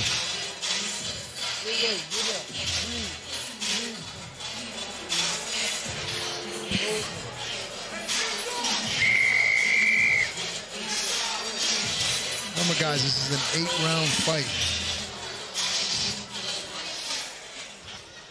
A lot of time for O'Shea Jones to work with here if she's hunting for the knockout, and it certainly appears that she is. And already see Simone De Silva just immediately running out of room, just parking herself in a corner once again. It's tailor-made for O'Shea right now. She's working without having to use her feet. She's in her spot, working downstairs, upstairs. Good right hook to the body. Nice pivot there from Jones to find a different route for that right hook. And Jones's defense is up to par right now. She's catching a lot of those shots. The few that De Silva is throwing, she's able to catch them. The hand speed of O'Shea Jones. As De Silva paused at her eye there a moment ago. One of those shots, I think, might have done some damage there, but you see the referee breaking that one up momentarily. Seemed like De Silva was holding on to O'Shea's right hand, and that's why she was swinging with the left. His left hand down the middle once again from Jones. I think the body is starting to have an effect on De Silva, the body attack of Jones. She's trying to overwhelm De Silva to get the ref to look closer. I heard the referee say, hey, you've got to show me something. So already the thoughts of stopping this one starting to creep in as De Silva just again assuming that negative posture along the ropes as Jones just pounds away. And one soft shot every now and then is not going to cut it. We need to see you in this fight, and I don't see De Silva in this fight right now. Not even close. Final moments of yet another dominant round for O'Shea Jones. And she is all over De Silva. The ref was very close to stopping that fight, bro. The bell saved De Silva.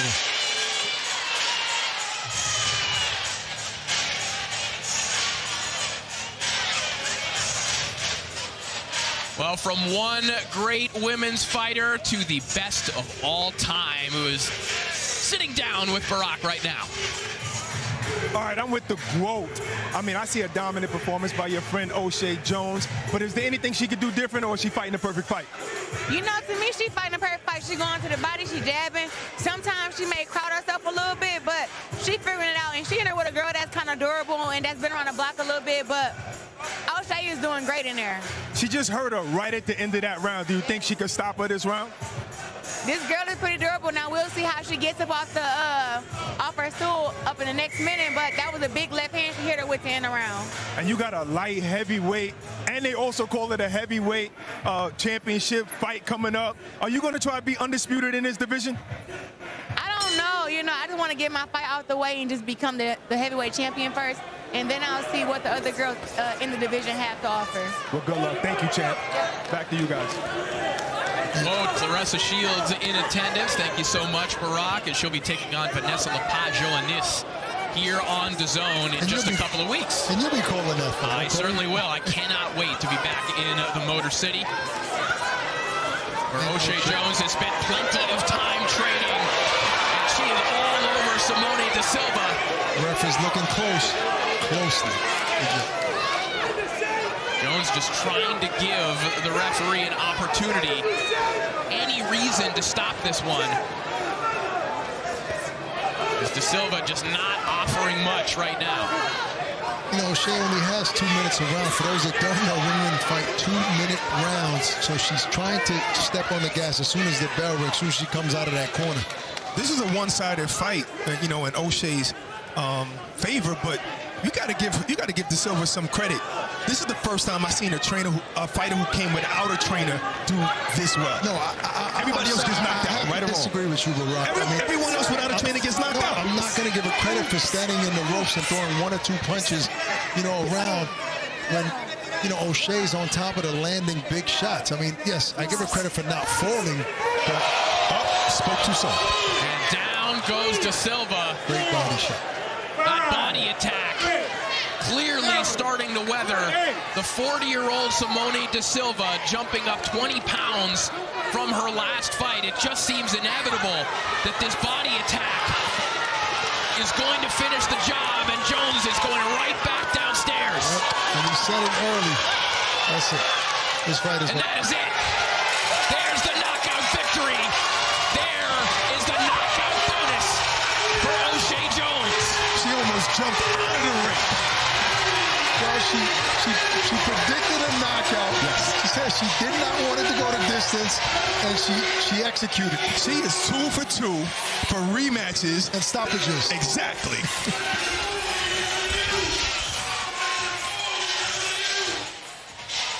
A dominant, violent performance from O'Shea Jones, doing exactly what she said she would do here tonight. Isn't that the dance you was doing earlier, Corey? I mean, you gotta roll it back. Why not? Oh, okay. That's what I thought. If you're gonna rehearse it that much, you gotta do it.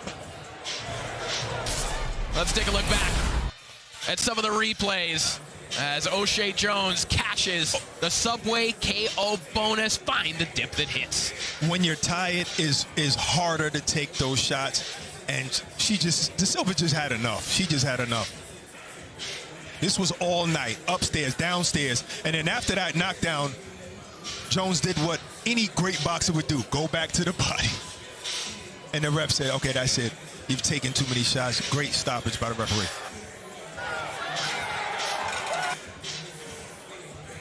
She didn't even go back to the neutral corner. She was like, oh, she knew that was over. That was it. So a dominant victory for O'Shea Jones here tonight. And O'Shea, you know, in speaking to her management team, the unfortunate part for O'Shea right now is they are finding difficulty in matching her up at this point. There's kind of this level that she's at, and then you're hopping right up to the Femke Hermans of the world, the world champions. And it may be time for O'Shea to simply take that leap. I totally agree with you. I mean, she's in the 154-pound division. That reminds me of Demetrius Andre, who was also a champion in the 154 division, but he never got a real career-defining shot. You know, when you're that good, people avoid you. Well, it reminds you a lot of Claressa Shields, who was in this division and had the very same problem, had to just go right after the world titles, and this looks like a fighter who has the talent to go after one right away.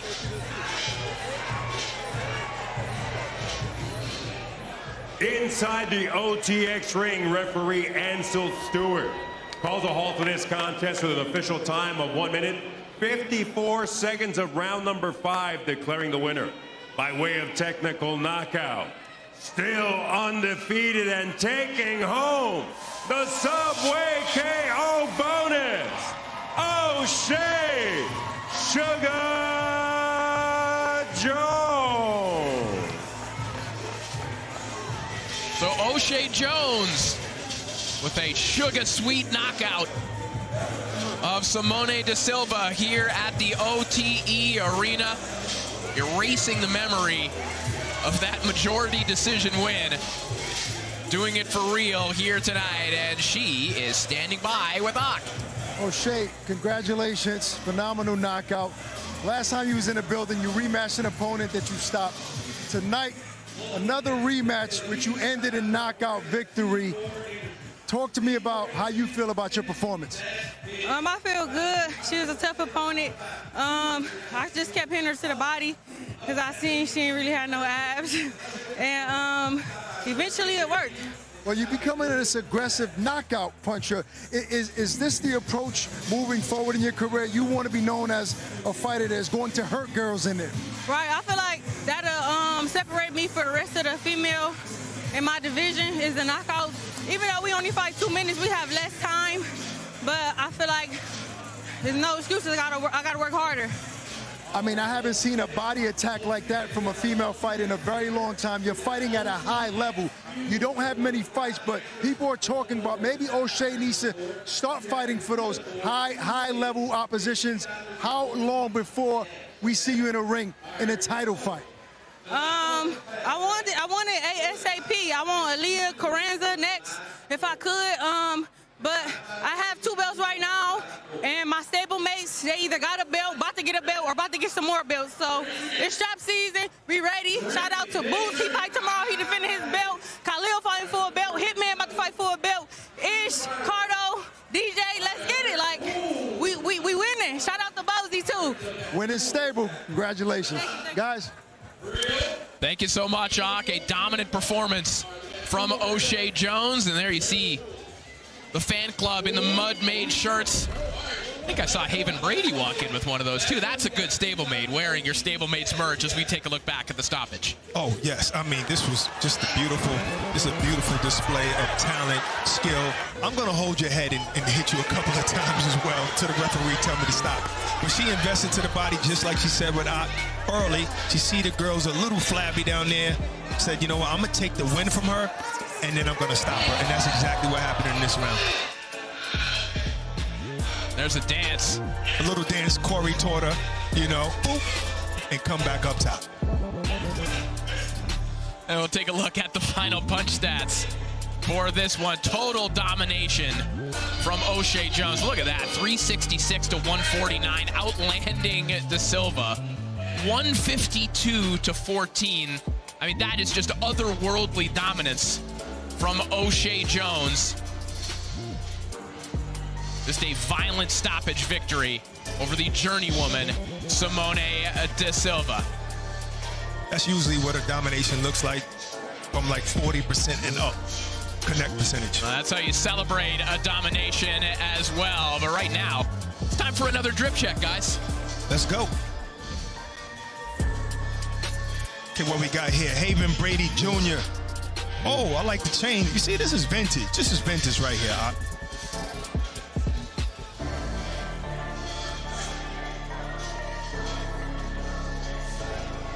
You see, I like what he did here. The phone, the kicks, which is the Air Force Ones, and the bag, and the headphones match. No, I mean, look, I love those Air Force Ones. They're classics, hard to get. And he has his shirt. So I respect the guy pressing, pushing his own brand. So what do you have here? Vasquez Jr. I love the Oakley glasses. They're in style, Barack. I'm not loving the sweater vest. I don't like the sweater vest. I like the dunks. I wore that in high school. I like the dunks and the shades. Not trying to say that stuff can't come back. No, we got to lower that glove. Lower that glove. That's right. I'm not loving this. Look, I'm liking the big denim shorts, the oversized shorts, the sneakers and the socks, shades. I just don't like. I don't like that sweater vest. All right, we got him in the middle. Glasses are fly though. I mean, I like the Pit Vipers, guys. Sorry. And you might need them inside here. It is a party inside the OTE Arena, and we have a banger coming up next in our co-main event. 2 former world title challengers, Arthur Villanueva, Saul Sanchez. You don't want to miss this one.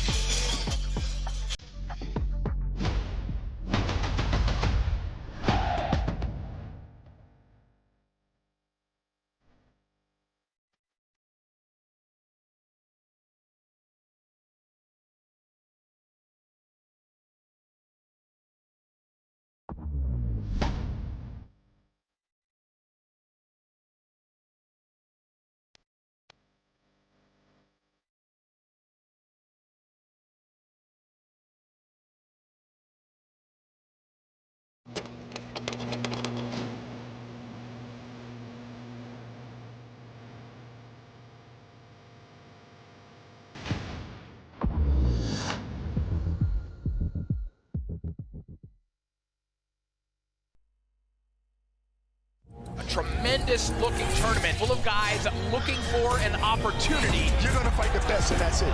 Nobody can dodge anybody. The cannon detonates. This is the best division in boxing. If that's the kind of fight you can expect from this tournament, you do not want to miss any of these fights.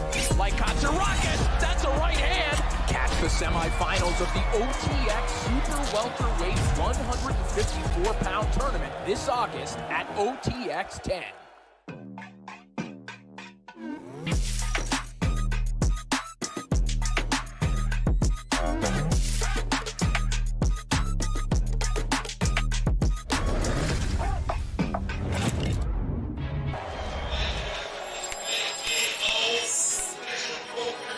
back live here in Atlanta, Georgia, as we're ready to take a look at the tail of the tape for our co-main event. You want a war?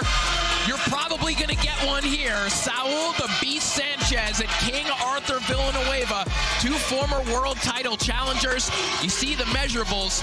Arthur Villanueva with a fairly significant reach advantage in this one, but at 35 years of age, there's some question as to whether he can stand and bang with Saul Sanchez here tonight, but we know that he's got the heart to give it a go here tonight. Let's take a closer look at both of these warriors. My goal is to get a knockout.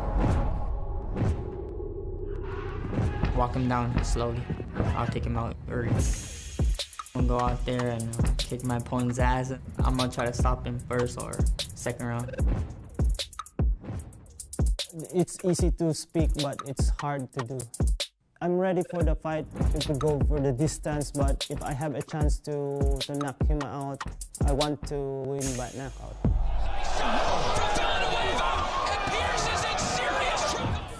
I'm dangerous, I'm good, I'm a hard hitter. If I get hit hard, I come back 10 times harder.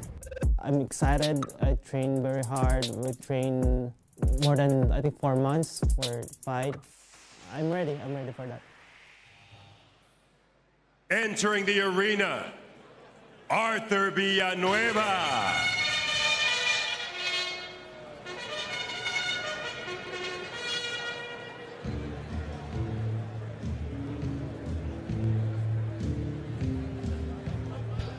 So King Arthur Villanueva making his way to the ring inside the OTE arena.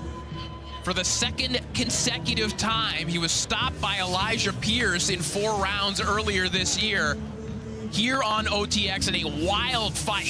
You saw highlights of it in the promo piece. A wild fight that saw him drop Pierce hard in the 2nd round, sending him through the ropes before being stopped himself 2 rounds later. This is a man who has had multiple opportunities at versions of world titles in the past. He lost to Nordine Ubali in 2019, to Zolani Tete in 2017 in a bid for an interim title.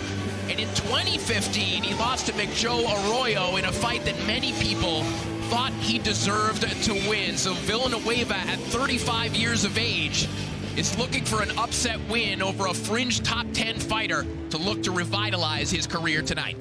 Very experienced fighter with 41 fights. He's past his prime or not, but he has a really, really good opponent in front of him today in Saul Sanchez. Before the Elijah Pierce loss, he came off of 3 good victories, and we all saw he was able to hurt Elijah. He's a threat in there. I think he wants to take advantage of this opportunity tonight. This is going to be a good one, fellas.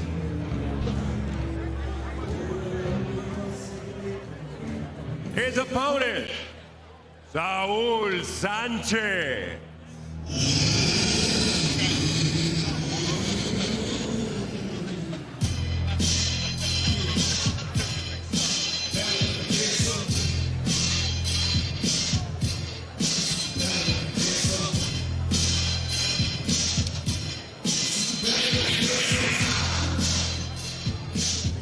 When this man, Saul Sanchez, is unchained, he is a nightmare to deal with, as Jason Maloney found out last time out in their WBO bantamweight title fight. Sanchez dropped a 12-round majority decision in that one, but that was an absolute war that might still be on the ballot for Fight of the Year. And to Sanchez's credit, the thing that he hangs his hat on, no doubt, is that he outthrew and outlanded Maloney in that fight, according to CompuBox. And in fact, his performance was so good in that fight that the Ring Magazine ratings panel considered ranking him inside the top 10, even coming off a loss. Rightfully so.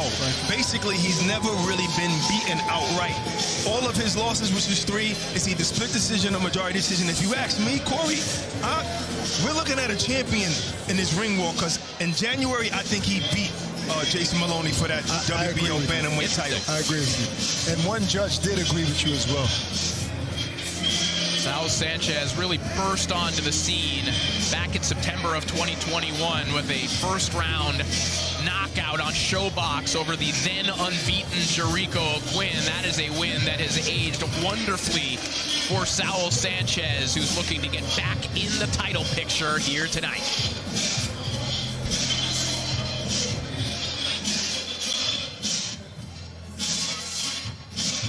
We continue on professional boxing's newest proving ground, OTE Arena, Atlanta, Georgia. This is another edition of OTX Friday Night Fights, powered by C4 Energy. Energy that hits. Find it at any local GNC. This is our co-main event of the evening, set for 8 rounds or less in the bantamweight division. Scoring the action ringside, we have our judges Pat Cronin, Carl Williams, and Ed Canner. Presenting first, in the blue corner, after an explosive performance, this Pinoy power puncher and 2-time world title challenger returns to the OTX ring with an outstanding record of 35 victories against 5 losses, 1 bout even, 20 of those victories coming by way of KO. From Bago City, the Philippines, King Arthur Villanueva. Across the ring in the red corner, after a highly disputed loss in his first world title opportunity, tonight he looks for a professional rebirth in his OTX debut with a record of 20 victories against only 3 losses, 12 of those victories coming by way of knockout. From Pacoima, California, the Beast, Saul Sanchez.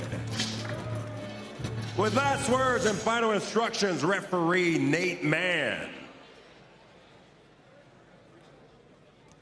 All right, guys, we know the rules. We'll have a clean fight. Make sure you obey my commands at all times. Any last words? All right, let's go.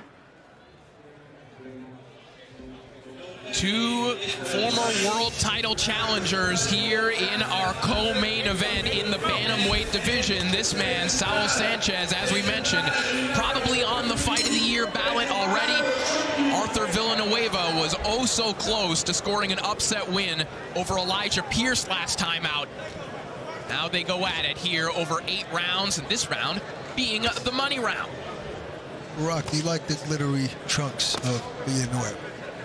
I like the scripture, Acts 16:31. What is it? No? Offhand? No, but I'm looking it up. Nice right hand over the top already there from Saul Sanchez, and a nice counter left hook. Used to assuming the posture that we assumed they would, going toe-to-toe here in the early going as Villanueva digs a nice left hook to the body himself. That's right. This is going to be a nice treat for you fight fans out there. You guys are going to be in the middle of the ring all night long. Well, that scripture is believe in the Lord Jesus and you will be saved, you and your household. And I think he believes in himself the way he's throwing these shots. Remember, Villanueva now coming back down to bantamweight. That Elijah Pierce fight, obviously, at 122. We saw that he had power even up there, so coming back down to 118, you would expect it to carry back down. Well, he did do very, very well, especially against a guy like Pierce who rehydrates pretty high. But he also admitted to us in the fighting meetings that he feels like he's too small for a 122-pound division, so he came back down to 118.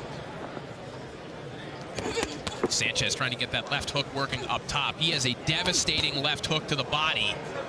Saw him score a devastating body shot knockout over Franklin Gonzalez on Pro Box a couple of fights ago. Gonzalez just hit the mat like he was jumping on a grenade. Sanchez walked away with his hand in the air before the count even started, and he was right. It wasn't a Swaggy P moment, guys. Right. Well, I'll tell you what, Villanueva is also landing some good body shots in this first round, Corey. Good left hook to the body, a few of them, and he's throwing with bad intentions as well early on. I think Sanchez is kind of dictating the pace right now. I think he's connecting with the more flush and harder shots. Looks more comfortable, isn't he? That 1-2, it's landing almost every time. See, there you go. Another left hook to the body by Villanueva. He's been landing that shot. Absolutely. Very effective punch.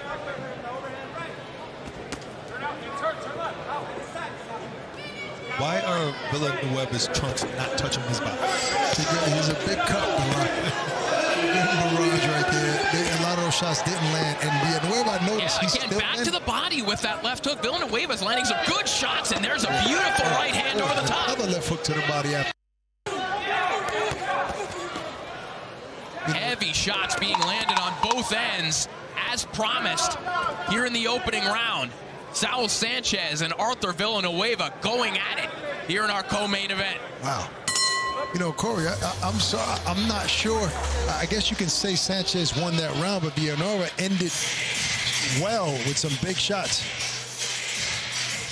Well, we're inviting cheese, meat, and sauce lovers everywhere to take a flavor quest. Introducing the new $3 foot-long dippers, coming in flavors like double cheese, pepperoni and cheese, and chicken and cheese. 11 beloved sauces and 33 cheesy, saucy, snackable choices. Find your dip with the new foot-long dippers, the sauciest new snacks at Subway. Subway, can we please give Corey a private contract already? He needs to be a spokesperson for Subway. Nobody will do a read like Corey. I'm sure he has a Subway card on him right now. Oh, my God. That's me wanting to go to Subway after this.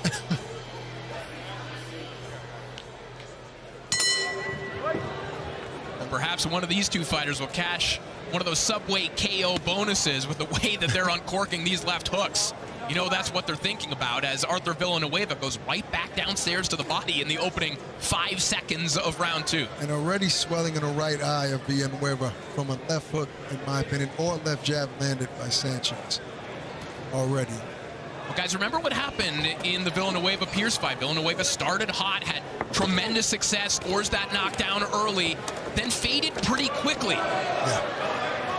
I mean, credit to Elijah for landing some big shots to help him fade. I think Sanchez is landing the harder shots, but Villanueva just snuck in a couple of nice left hooks and uppercuts. I don't know. I don't know if I agree with that, guys. That left hook to the body of Villanueva is throwing is very hard, and he's placing it well. I might have to help you with your Spanish. But no, come on. Those shots upstairs is Sanchez all day. And they're not all landing flush. Well, that eye says different, I think. I mean, listen, I'm going to sit on the fence here, guys. Talking to me right I think both guys are doing exactly what they want to do right now. Exactly. It's a great I don't care way what to describe fences it. y'all guys are on. I'm seeing the harder shots by Sanchez. Listen, but a lot of those shots are being work. caught by the gloves. I'm not saying Sanchez is not, having a good fight so far, but he's being answered with vicious body shots, and particularly a left hook to the body. Yeah, I can't argue that left hook to the body. You'll see in the by exchange, he's doing it at the right time, and a nice right uppercut. Yeah, it was a good uppercut that connected there from Villanueva a moment ago, but there's Sanchez finding that belt line, the exaggerated belt line of Arthur Villanueva. Big target. Good double jab by Sanchez. And I think he is dictating the pace slightly. Come on, you just don't want to agree with me. You just don't want to agree with me. This is a good competitive fight. I'm not saying that it's not.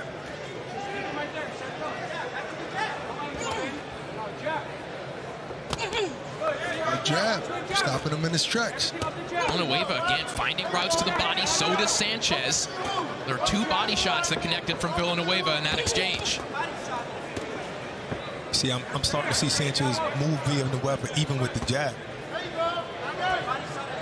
I mean, it's probably safe to say that Sanchez is the heavier puncher, heavier-handed puncher. So far, yes. So far.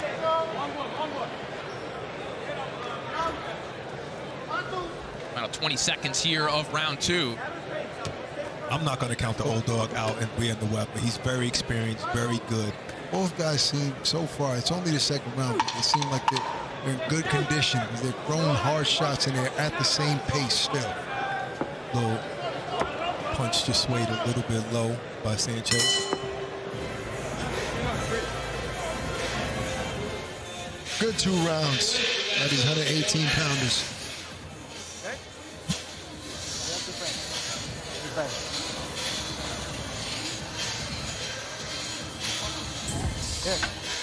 I grew up in Palm, California. There was a lot of gangs and gang violence. My parents, they took me out the street and they kept me busy in the gym since I was like 10 years old. I was disciplined. Now I'm here, so.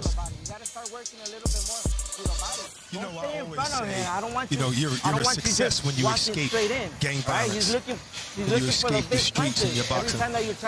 Yeah, familiar story in the sport of boxing, which has been a haven from that for so many fighters throughout the years. And Saul Sanchez, last time out, painfully close to becoming a world champion and really changing his life forever, but still ranked number 8 in the bantamweight division by the WBO. The holder of that belt is Yoshiki Takei. So Sanchez trying to make some waves here, work his way up the rankings, or maybe just create a little bit of demand for another title shot for him. But he's got a valiant warrior in front of him in Arthur Villanueva, who's looking good here in the early going.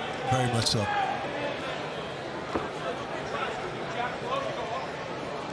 Would you say Villanueva has done enough to win the last round? No, I wouldn't say that.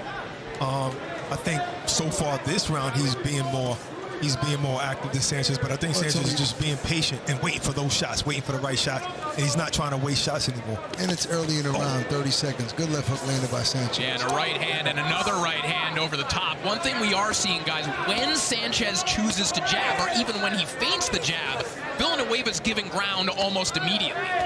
As he lands his right uppercut. It's back and forth. It's back and forth, but I still stand on Sanchez is just landing the harder shots.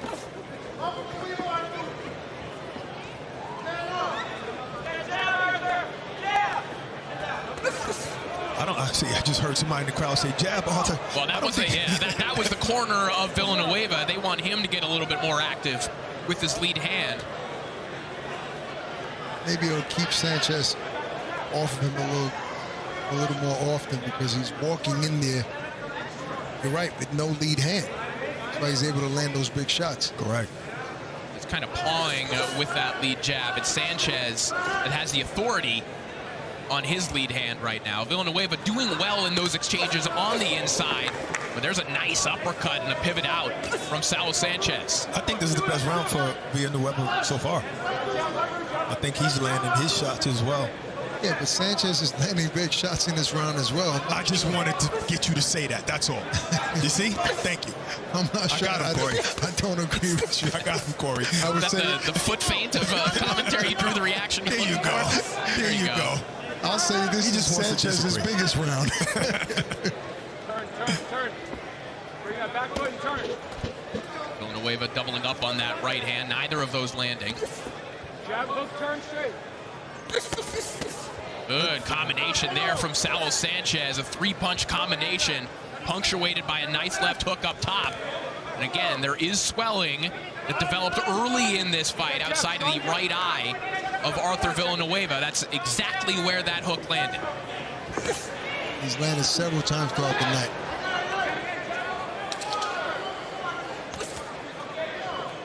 I think that Villanueva is throwing 1 or 2 punches at a time. But he connected with a good right hand. Yeah, he did. You know, obviously Sanchez is putting more punches together in those exchanges.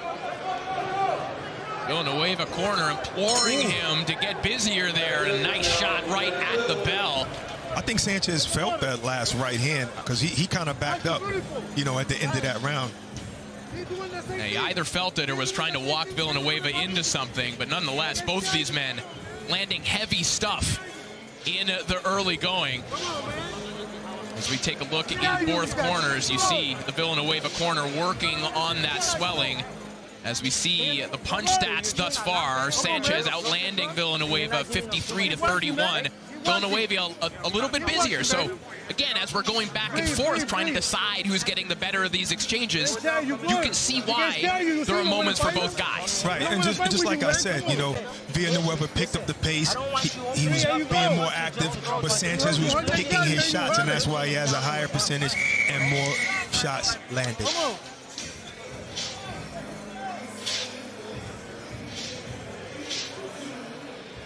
Bring your feet first.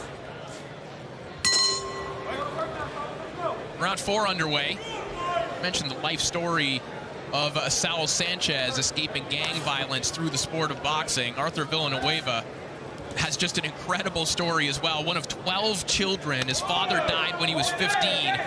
And to help the family, Arthur started driving a delivery tricycle, making about $2.50 a day. Wow. This is a man with true heart in life and inside the ring. Indeed. Beautiful testimony. Hard body shot there from Saul Sanchez, who seems like he has picked up the pace here in round 4. A noticeable uptick in aggression from Sanchez. Have we seen a slight slowdown from Villanueva? I wouldn't say that. I wouldn't say that really. Not from the looks of that exchange, dude. No, not at all. And look, you know, this is the second time they hold it in this round, but we haven't really seen that much of that as well. Nice counter right hand over the top there from Villanueva. And again, a bit of an unusual scenario for a fighter like Sanchez and for Villanueva to deal with here. Sanchez, a guy coming out of a world title fight, a world-ranked fighter, fighting in an 8-rounder.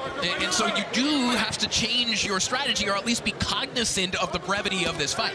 Yeah, it's a good point, Corey. I didn't think of that. You're coming off a 12-round championship fight where you have to pace yourself. Now you got 8 rounds to get this victory, and I think that's why probably Sanchez is coming out aggressive from the opening bell. And if you notice, he's looked like the fresher fighter. He has probably a lot of wind in him, and that's why he's going hard every single round, I believe. Psychologically, he's telling himself, well, I could do this easy, 8 rounds. All right.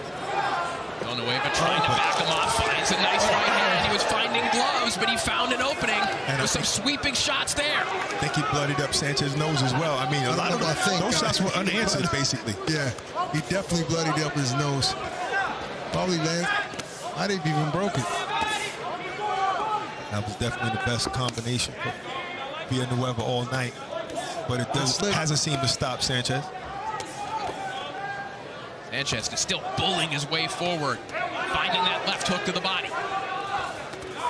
And that's the chance that you take when you're going to the body as much as he's going to the body now, and you don't have your right hand up, you're going to get clipped. He's been having his guard high for the most of the night. Villanueva just got him in between. Yeah, it was a straight punch that got him, 100%. Final 10 seconds of round 4 here. Saul Sanchez tasting a little blood in this round as Villanueva hammers him with another right hand. Is it just me, or Villanueva looks a lot more confident after seeing that blood trickle down from Sanchez? Certainly a confidence boost of a round for King Arthur.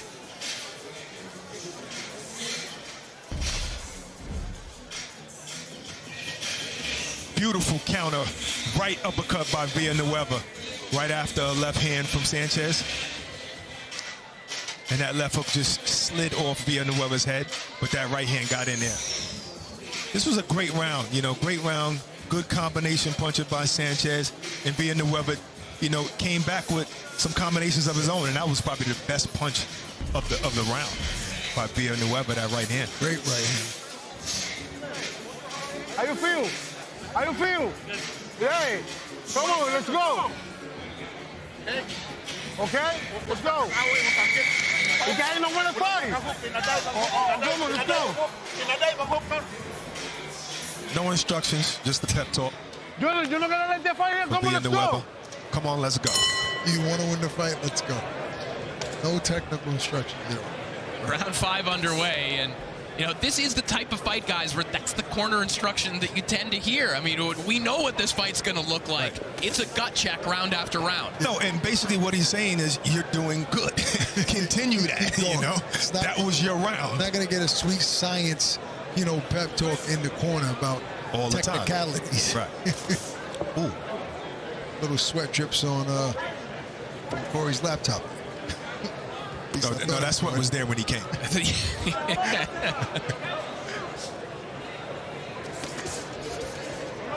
think Sanchez is trying to get a little get back in this round. Saying, okay, you did good in the 4th round, but I'm back. Right. Sanchez still applying that slow, steady pressure. That's what he said he would apply here tonight, but He told us he felt that he would get Villanueva out there early. That has not happened as of yet. It's interesting, you know, thinking about the judges, how they're going to judge this fight. I mean, it's safe to say on the surface that Sanchez should be ahead in the fight. Villanueva is landing a lot of shots in this fight, guys. Yeah, last round and this round, he's doing a lot better. I see Sanchez is not so, he's not thinking so much of being first anymore. He's trying to counter. Yeah, and he's being successful with it. He hasn't hurt Sanchez yet. Landed big shots. Now Sanchez looking to avoid a little bit of a trap fight here, perhaps. I don't think any fighter has hurt each other yet in this fight. Stiff jab there from Saul Sanchez. I wouldn't say hurt, but I do think Sanchez felt that right hand in the last round, you know, and he started to back up a little bit. So maybe he was a little and he buzzed. was back on. Yeah. I mean, look, he's a little hesitant. Look at his eye. His eye, right eye. His left eye is swelling up a little bit. He's a little hesitant, and he's moving, and he's on his toes. I think something is hurting him on his face. Something is hurting him, and he's trying to protect himself. Right eye looks pretty bad.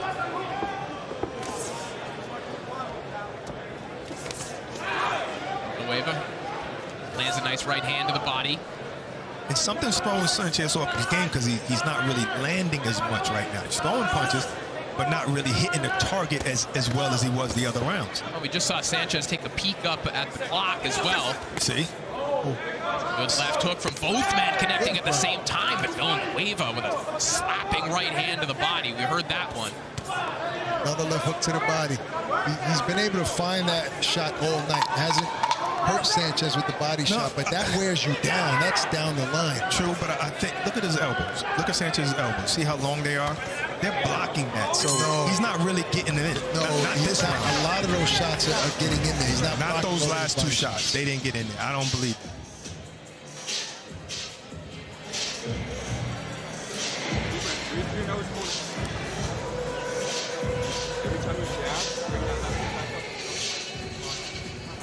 Number one is your team that pushes you to finish the fight, to win the fight. You already done this, you overcome this in the train, so why not in this fight? And of course, all the fans will cheer with you, your family, your friends, and most of all, God is the number one. That makes sense to me when Villanueva says, like, okay, sometimes training is harder than the fight. So if I overcame all of that training, this should be a piece of cake. And Villanueva, also an avid chess player.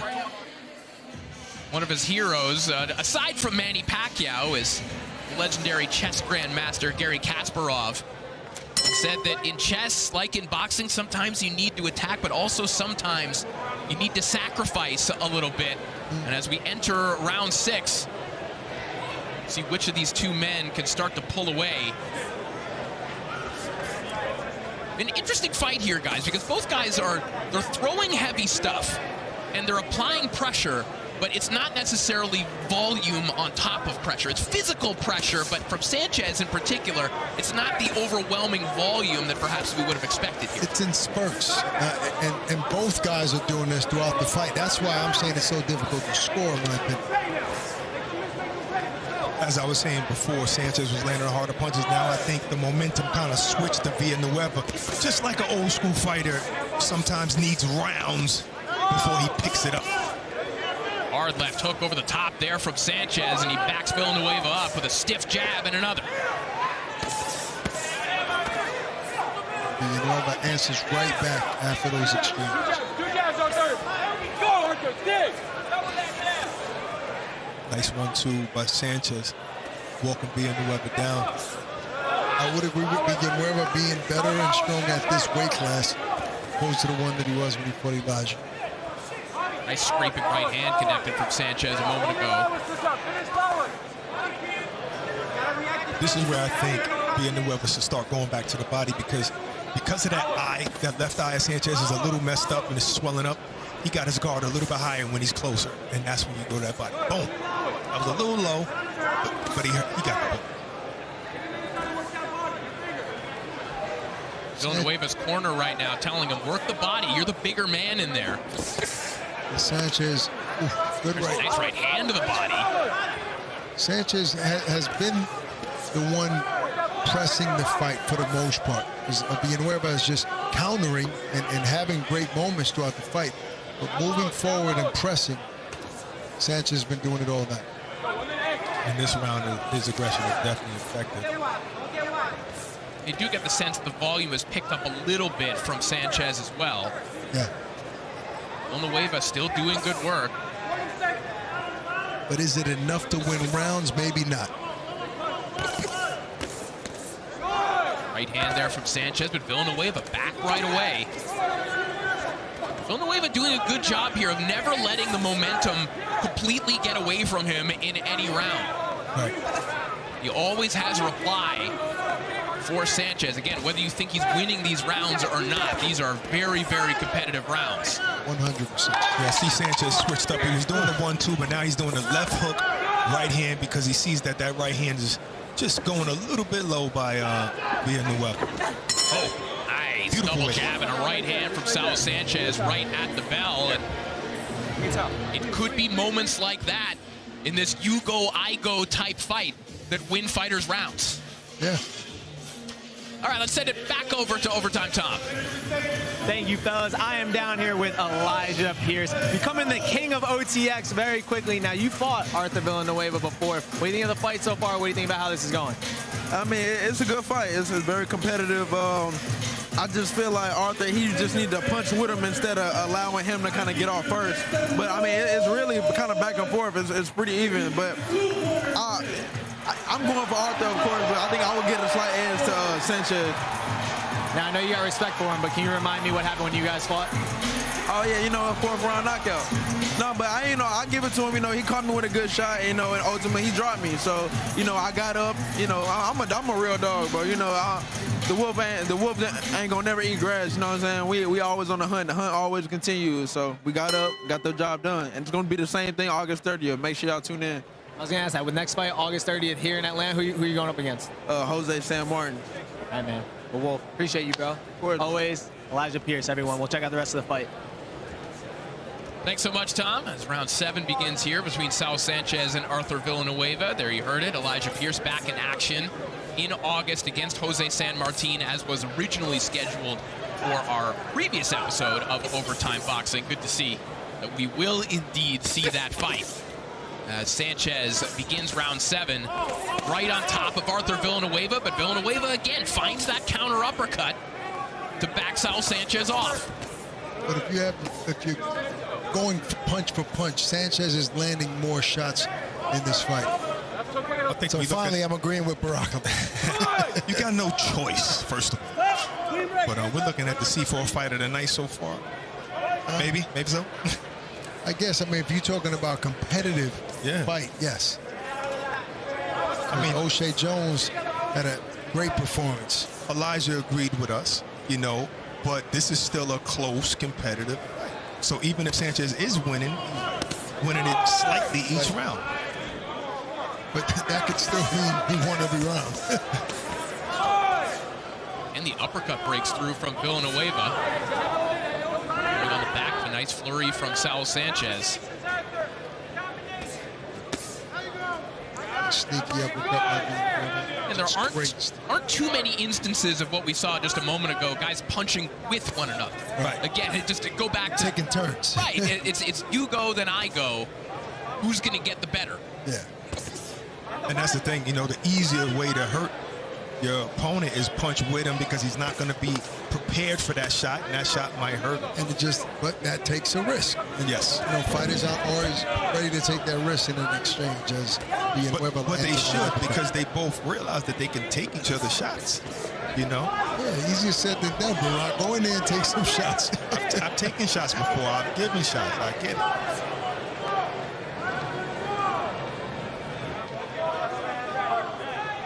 Now we see Villanueva moving forward that we haven't seen that throughout the night. Nice left hook to the body there from Villanueva. Right hand comes over the top as well. Sanchez taking maybe a momentary reprieve there, and Villanueva Lands a couple eye-catching shots. I love it how Elijah said that he's rooting for Villanueva. I mean, you want to root for the guy that you beat, so it makes your victory look even better. Of course, yeah, and Villanueva earned his respect. He dropped him hard. He lands a nice left hook over the top. Sanchez trying to get the last word in this round again, and that'll do it for round 7. I'd hate to score that round. Absolutely. That was a good round. Good? You know what? Put water in his head, Manny, please.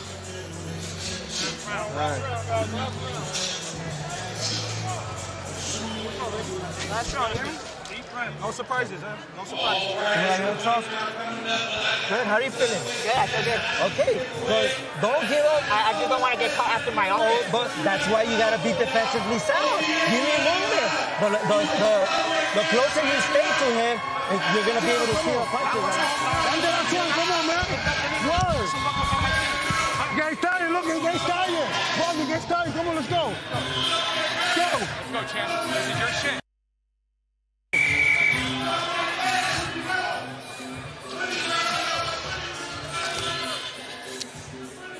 Eighth and final round on its way here between Saul Sanchez and Arthur Villanueva. Of course, you're at the cash register. This is the money round, a cash incentive, a bonus if either fighter can score a knockout in this round. And who knows? We'll see what the scorecards look like, Ak. Of course, there is the overtime round that looms here at Overtime Boxing.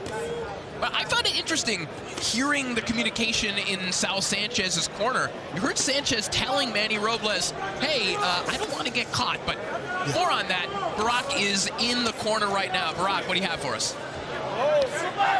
All right, Carlos, this is a very competitive fight. Do you think your fighter's winning? Yeah, I think they fight close. They fight close. The guy that won this round won. It's real close, real close. You might be right. Do you think that he hurt Sanchez at any time in this fight? Yeah, he hurt Sanchez at the end of that round. That round hurt him. So what are your instructions?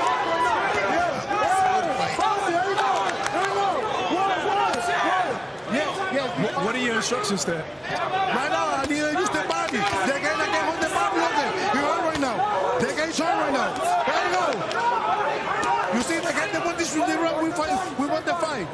You might be right. Thank you, Carlos. Good luck. I think he is right. Sal Sanchez is feeling these shots right now. And what were we talking about before? Sal Sanchez in his corner told his coach, hey, I don't want to get caught. He came out and got caught. Yes, and he got caught from the body, in the body several times, and upstairs. Villanueva is having a big round, but he should not let his foot off the gas at this point.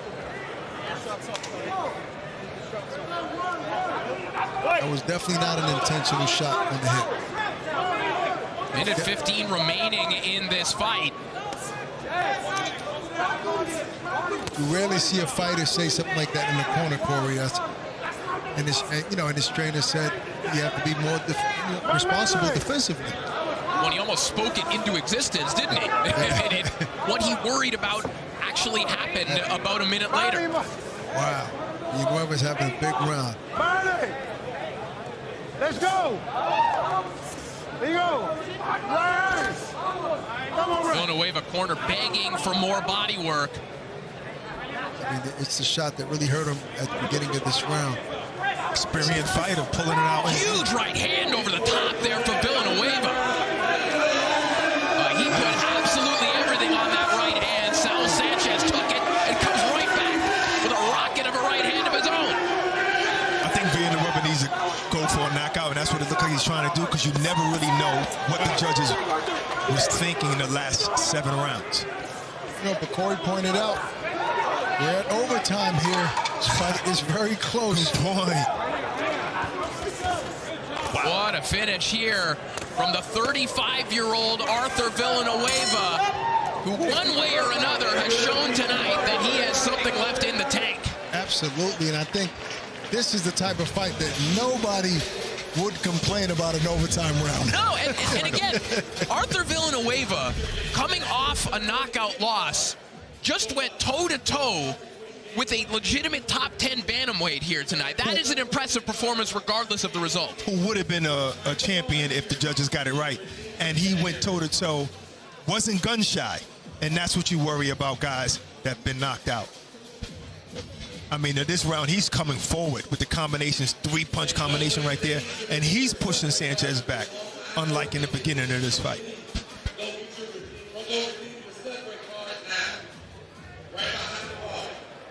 Beautiful fight by both guys. We await the scorecards.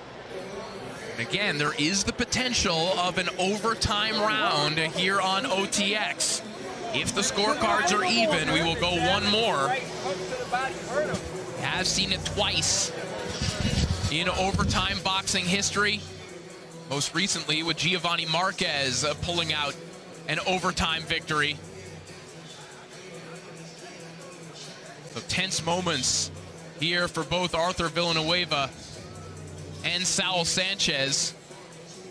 You know, both getting toweled down, but Brock also trying to stay loose enough in case that overtime round comes. It's one of the quirks of fighting here. Yeah, hey, listen, the gloves are still on, buddy. The gloves are on, and this was ebbs and flows in this fight. Sanchez seemed to dominate the first rounds. Look at this. Look at this. Take a look at the punch stats here. Right here. Saul Sanchez landing 139 of 524. Arthur Villanueva a little busier, throwing 557, landing 97 according to CompuBox. But we would have to see if most of those 139 punches by Sanchez were in the beginning rounds, or did it taper off towards the end? Exactly. You know, boxing is scored round by round. That is a great capsule of what this fight looked like, and we are ready with the scorecards. Let's send it up to Lupe Contreras. After going all 8 rounds inside the OTX ring, judges Williams and Cronin turned in identical scores of 78 to 74. And Judge Kenner scores about 77 to 75. All 3 in favor of the winner by way of unanimous decision. The Beast, Saul Sanchez. So the Beast, Saul Sanchez, certainly had to earn it here tonight. You see both fighters' faces bloody and swollen after 8 rounds. 8 physical rounds in the bantamweight division. You heard the scores, 78-74 twice, 77-75 for Sanchez. It feels like fair scoring, Brock. I believe so. I think Villanueva did a great job, but Sanchez put too many rounds in the bank early. All right, the Beast is standing by with Ak. Okay. Thanks, guys. Congratulations. You know, people are talking about C4 fight of the night. That seems to be so far the fight of the night. Now, you're coming off a fight where most people thought you won. You should be a world champion right now. You fought a veteran today. You were the favorite. Did you expect this type of challenge tonight? Yeah, I did. He hit hard, and you know, I know he's a veteran, like a tough fighter, you know, he has a lot of experience, more than I think 40, 35 fights. So he landed a lot of body shots. At any point did he hurt you to the body? No, I did felt one in the 7th round. Like, yeah, I ain't gonna lie on that. So, your strategy was moving forward throughout the fight. You were landing a lot of body shots. What did you think was the difference in the fight for you getting the victory? I thought he was gonna be, you know, I thought I was gonna take him out early, but you know, he was tougher than I thought. So that's good. It's good. You know, it's good. It's still a good experience for both of us. It's a great win. Look, like I mentioned earlier, you fought a fight against Maloney where a lot of people felt that you won that fight. Moving forward, how long before you can get back to that title contingency position? Like one or 2 more fights. I'm there. No, I'm ready. Great fight tonight. Congratulations on the win, guys. Thank you so much, Ak. And certainly no one would complain about seeing this man on their television screen, Saul Sanchez. It's not going to be boring, and neither are these highlights. Or Villanueva, you know, for that matter. Absolutely. You know, this was a tough fight for both of them. And look, when you remember what round the body shot was, that was a big body shot by Villanueva. But Sanchez pulled it out. He won the first probably 4 or 5 rounds, and that's what gave him the victory. But Villanueva didn't, you know, go out soft. You know, he put up a big fight. And yeah, those final 2 rounds, Villanueva really brought it. As we take a look at the CompuBox punch stats once again, you see Sanchez landing 139 on 524 thrown. Villanueva landing 97. Outthrowing Saul Sanchez in this one, but Sanchez remains in the win column and in the hunt for another shot at a bantamweight title. Well, coming up, it is our main event. The Hitman, Haven Brady, in front of his home state fans, taking on Sabroso, Jesus Vasquez Jr. Our main event is coming up next. I think it's my Muhammad Ali moment. Anthony Joshua, Francis Ngannou. It's Godzilla against King Kong. You know. What happens when you hit Francis Ngannou and he doesn't move? What they're doing here is taking boxing to the highest stratosphere. It almost seems like we're living in a bit of a fantasy world.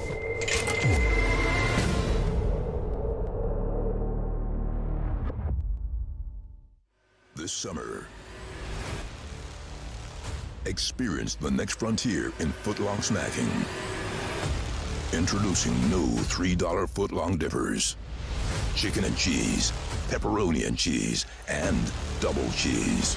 All with your choice of dipping sauce. The world might not be ready for them.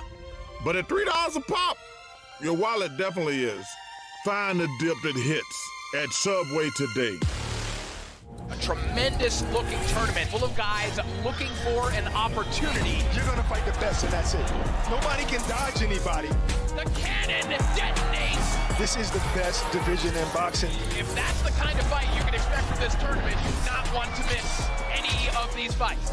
Like Katsu Rocket, that's a right hand. Catch the semifinals of the OTX Super Welterweight 154-pound tournament this August at OTX 10.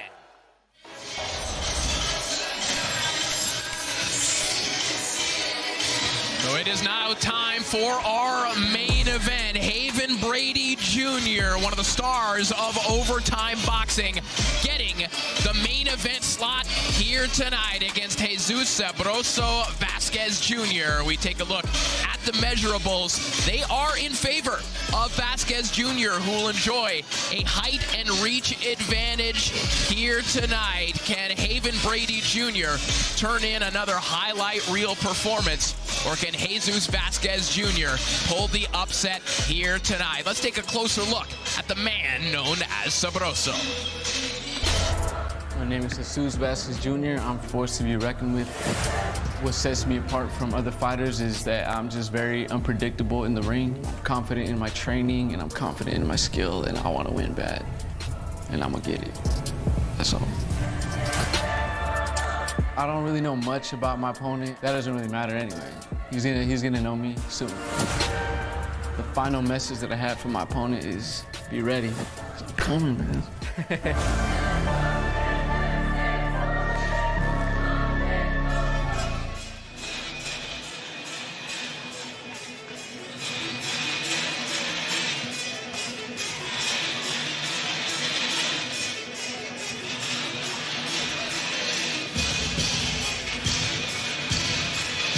Biggest moment in the career of Jesus Vasquez Jr., who describes himself as an enigma, as the Dennis Rodman of boxing. But he made another basketball comparison. He said he feels like Kobe Bryant when he switched from number 8 to number 24. He can't wait for the world to see this half of his career.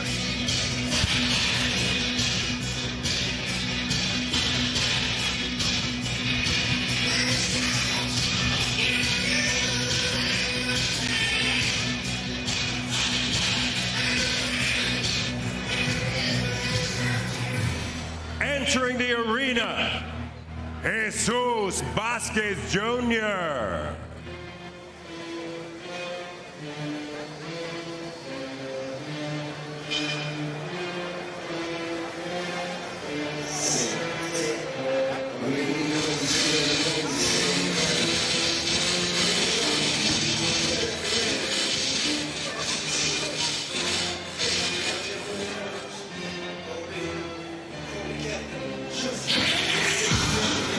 Here comes Jesus Vasquez Jr. with a record of 11-2.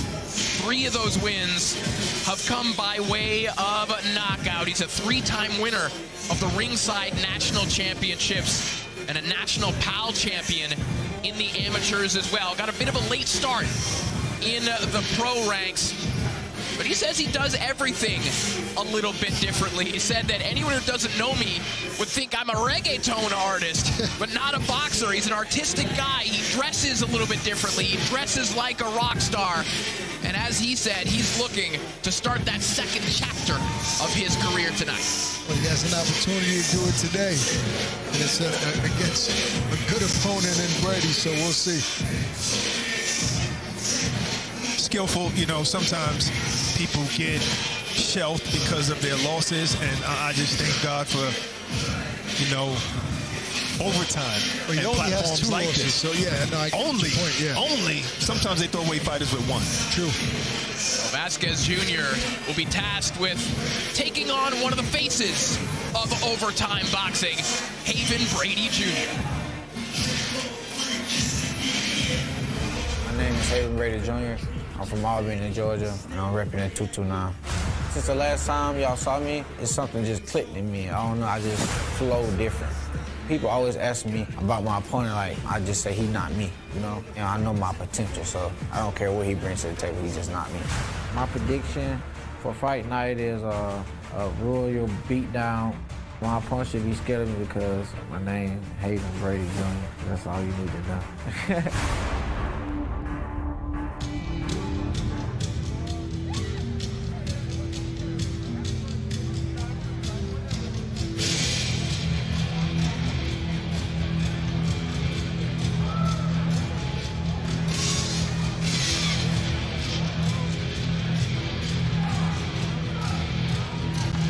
What a moment for this man, the hitman, Haven Brady Jr. Fighting in front of his fans in his home state, residing in Albany, Georgia. We talked about a rebirth of a career. What a rebirth it has been for Haven Brady Jr. since signing with Overtime Boxing.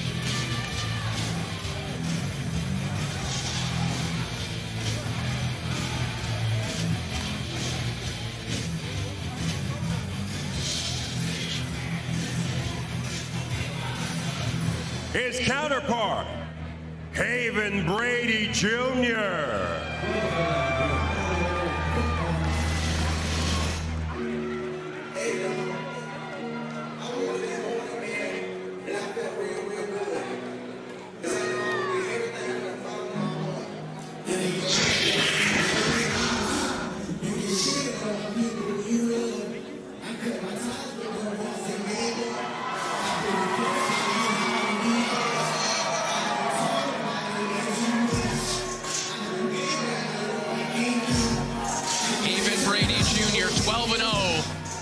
With 5 knockouts, and it's kind of fitting, guys, that this chapter of his career as a prospect has been built here at Overtime, which also houses the brightest prospects in the sport of basketball, because Haven Brady grew up dreaming of making the NBA, but when he figured out he was only going to be about 5'6", he had to choose a sport where he could face off with people around his size. And we talked about the rebirth for Haven Brady Jr. Guys, there were a lot of people that wrote him off after he had struggles making weight. He was under contract at Top Rank.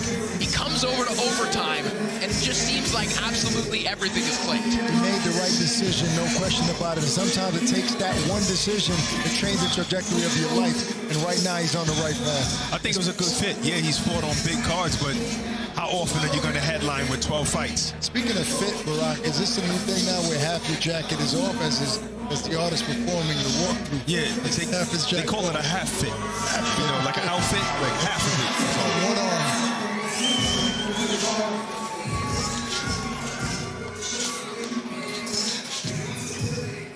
From professional boxing's newest proving ground, OTE Arena, this is OTX Friday Night Fights, powered by C4 Energy, energy that hits. Find it at any local GNC this contest. Set for a distance of 8 rounds on the line. the vacant WBC Silver Super Bantamweight title. Our officials, World Boxing Council President Mauricio Suleiman. Our judges scoring the action at ringside. We have Pat Cronin, along with Carl Williams and Ed Canner. And now, Atlanta, Georgia, prepare to be entertained. Your OTX main event is on now. Presenting first, in the blue corner, this iron-willed fighter with the sweet feet looks to put the first L on his opponent's record, making his OTX debut in his 14th bout as a pro, with an outstanding record of 11 victories against only 2 losses, 3 of his victories coming by way of KO. Hailing from Los Angeles, California, and now fighting out of Denver, Colorado, Jesus Sabroso Vasquez Jr.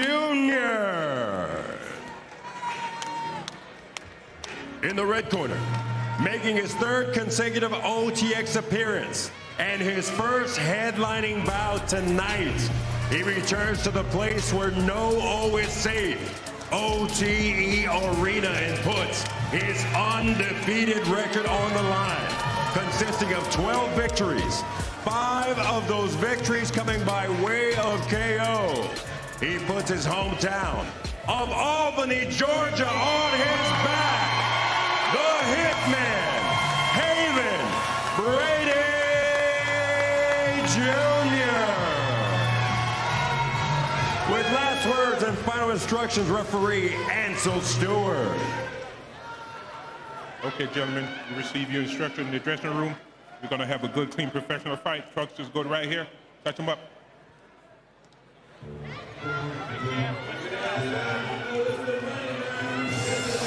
Haven Brady Jr. getting the main event slot here tonight and looking to cement himself as one of the top 130-pound prospects in the world of boxing. The man standing in his way, Jesus Vasquez Jr., looking to restart his career, so to speak, here in the main event. This one's scheduled for 8 rounds. And, of course, this is one of the money rounds. Last saw Haven Brady scoring a 6th-round TKO over Waldemar Kirill. That was in March here on Overtime Boxing. That fight got a little bit messy. Brady had a point taken away, but almost immediately then came back and scored a knockout. Really stayed composed in what could have been a moment where other prospects might have melted down a little bit. And that's what's important, you know, composure, especially for a young fighter, and that's what he showed. And right now, he's going to need a little bit of that now because Vasquez is showing him what he's going to be doing. I'm going to jab you, I'm going to stay at this distance, and I'm going to check hook you when you come in. So he's going to have to get past that. Right, he's going to have to be very mature in this fight. Yeah, with a lot of trickiness. Oh, good counter by Brady. Nice left hook there from Brady, and Vasquez in a familiar situation here tonight as Brady comes over the top with a nice right hand. Vasquez took on Charlie Sheehy on the Ajagba Goodall undercard 2 fights ago, and he dropped a 6-round decision to Sheehy, who himself is an undefeated prospect. But he's getting rocked by right hands right now, though he's shaking his head no. Those are certainly connected. You know, he tried to complain about a low blow, and Brady came right at him with more body shots. Right. Meaning, I'm not here to play or to talk. And that right hand wasn't even low. You know, that right hand was hitting, you know, right in the gut. And he's already found his distance because that right hand's landed up top as well. Good jab by Haven Brady in this first round. So. Yeah, Brady winning the jab battle. Obviously not good news for Jesus Vasquez Jr. early, but we'll see what adjustments he can make. I like what I see from Brady right now. Like, I didn't think he was going to be able to get in there this early. He wants to make a statement early in the fight and set the tone early with a guy that supposedly was going to move around and box. He's setting the tone now. Yeah, but see, the thing is that Vasquez needs to get on his toes if he wants to fight this fight. You're walking in your flat foot and you're trying to circle and stay away, and you're not going to move fast enough if you're not on your toes. Nope. He's standing. Brady placing those right hands to the body. And yeah, without the spring in the step of Vasquez Jr., Brady's able to just find that shot, a kind of a stabilizing shot to the body with the right hand. He doesn't have to work too hard to get there. There's no movement by Vasquez. A sneaky uppercut by Vasquez, but Brady lands a stiff jab right with him. Huge right hand over the top from Haven Brady. And a chopping one immediately behind it. This is an excellent start for the Hitman. Absolutely. Standing in the corner, Vasquez, that's what you're going to get. Brady get that overhand right. Phenomenal first round by Haven Brady.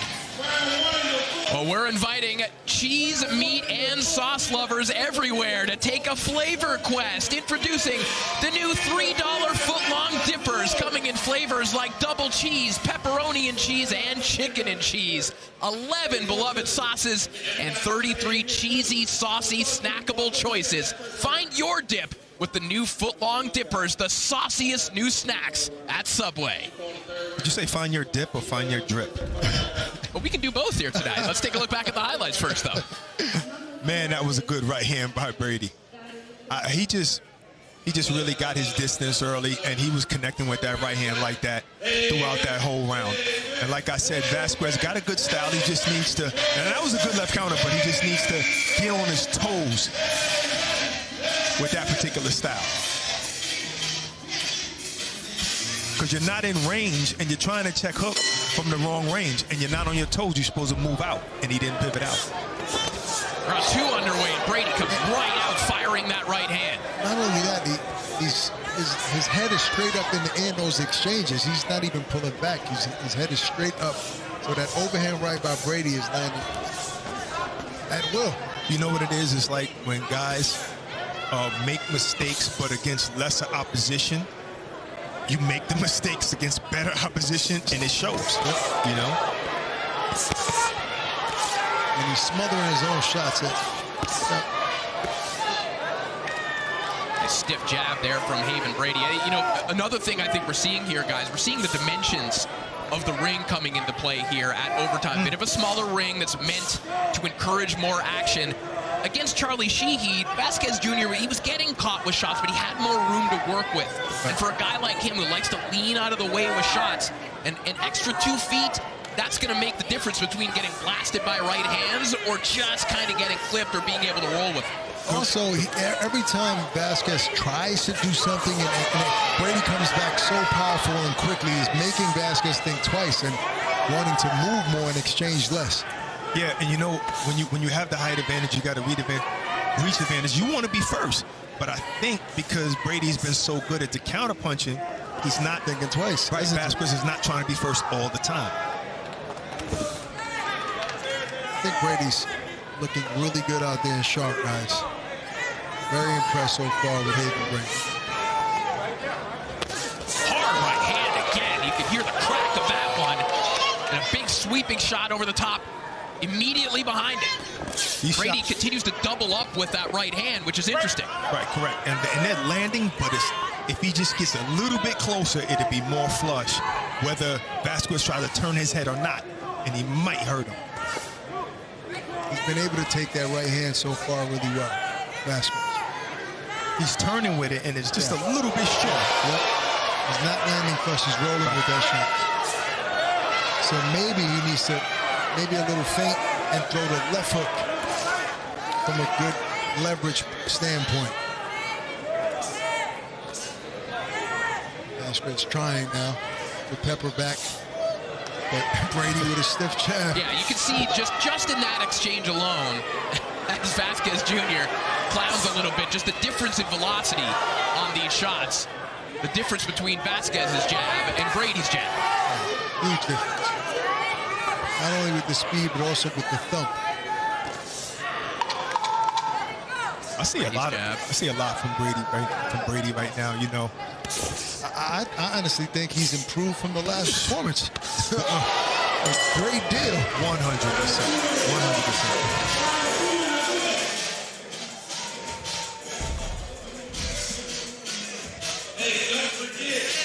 Good body shot by Brady, walking his opponent down. And that's the thing. When you're dealing with somebody who's circling like that, you're not going to always be able to reach the head. So you know what you do? You go to the body. See, that right hand is not landing flush yet. You just needs to be a little bit closer. Vasquez is doing the right thing by turning and spinning out, not to get caught flush. I almost see little bits and pieces of Jerron Boots Ennis. I was going to say that. Yes. Haven Brady right now. I was going to say that.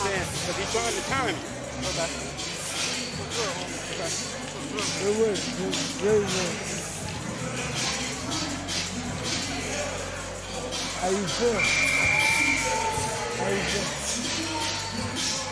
See Haven Brady Jr. very relaxed coming out of the corner. He's singing along with the song. You know he's relaxed. Round 3 underway. And I think you're right. I think you're seeing some of the stylistic influence from Boots Ennis being obviously in that Bozy Ennis camp starting to come out. Haven Brady Jr., a little bit more upper body movement, a little bit more playful with his offense, and just looking a little bit differently. You know, stylistically, before we were hearing comparisons when people were talking about Haven Brady Jr., we're hearing like Andre Berto, Sean Porter. Right. You're starting to see some new wrinkles. I definitely saw Andre Berto, but now I'm starting to see a little bit of boost, especially with the jab to the body and the right hand to the body. Yeah, and there's nothing wrong with that. Sometimes you emulate, you know, greatness, and if it's influencing you in the gym, use those tools, use those tricks. You've been emulating me for a while. No, you're totally different. Everybody knows it. But you try there. Try it. From Brady just picking these shots off from Vasquez Jr. Vasquez trying to put a little heat on that right stick hand. to the body. Nice uppercut there from Brady. Just catching Vasquez trying to pivot out at the wrong time. But did you see how Brady grabbed him? So, oh, no, where you going? Yeah, right here. That's experience right there. That's good teaching. I like what Brady's doing, sticking the jab to this midsection, then back upstairs, keeping him guessing. Right hand over the top, and Vasquez grabbed a hold temporarily. And that one was flush, and you know why? Because it set that up. It was straight. It was a straight punch. He's looking for, Vasquez was looking for the overhand, and it came straight. But he started it with the jab to the body and then brought it upstairs. It's a la Canelo. I mean, that works so well when you do it right, and he executed perfectly. The body language of Vasquez Jr. is changing here in this round as the constant pressure and power of Haven Brady Jr. clearly having an effect. Just look at the foot pressure here, guys. Look where the lead foot of Haven Brady Jr. is at all times. It's between the legs of Jesus Vasquez Jr. He is on top of him with a perfect lane for that right hand. Telling you guys, I'm very impressed with what Brady has done from the last time we've seen him out here and today. He's definitely positioned himself. And look at the way he's cutting off the ring. So this is a very, very good round for Brady, because I think his shots are landing a little bit more flush. Whenever I think somebody is the face of overtime, somebody else comes and surprises me. Well, he said he wanted a good performance, and he wasn't really too keen on getting a knockout. He actually told us that he wanted to show his skills, and that's exactly what he's doing. Well, you can do both. Yeah, he might wind up doing both if he keeps this up. This is total dominance thus far as he sinks one last right hand into the body of Jesus Vasquez Jr. And overtime Tom is... All right, we'll hear from Tom in just a few moments, but right now we'll go into the corners.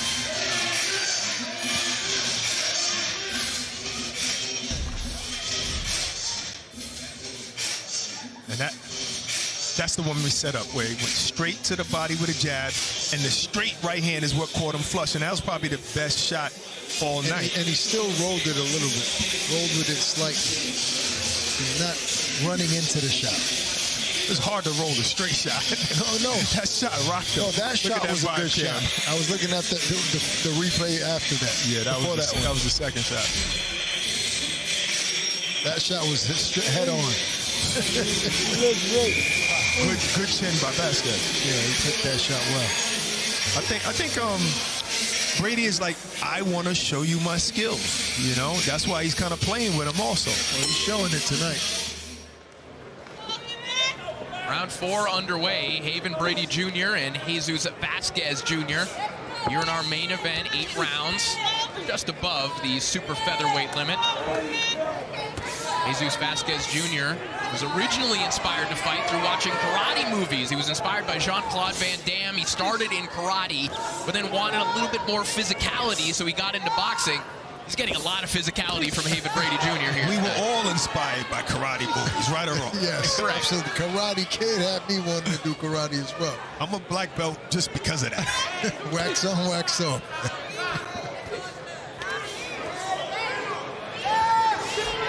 Brady Jr.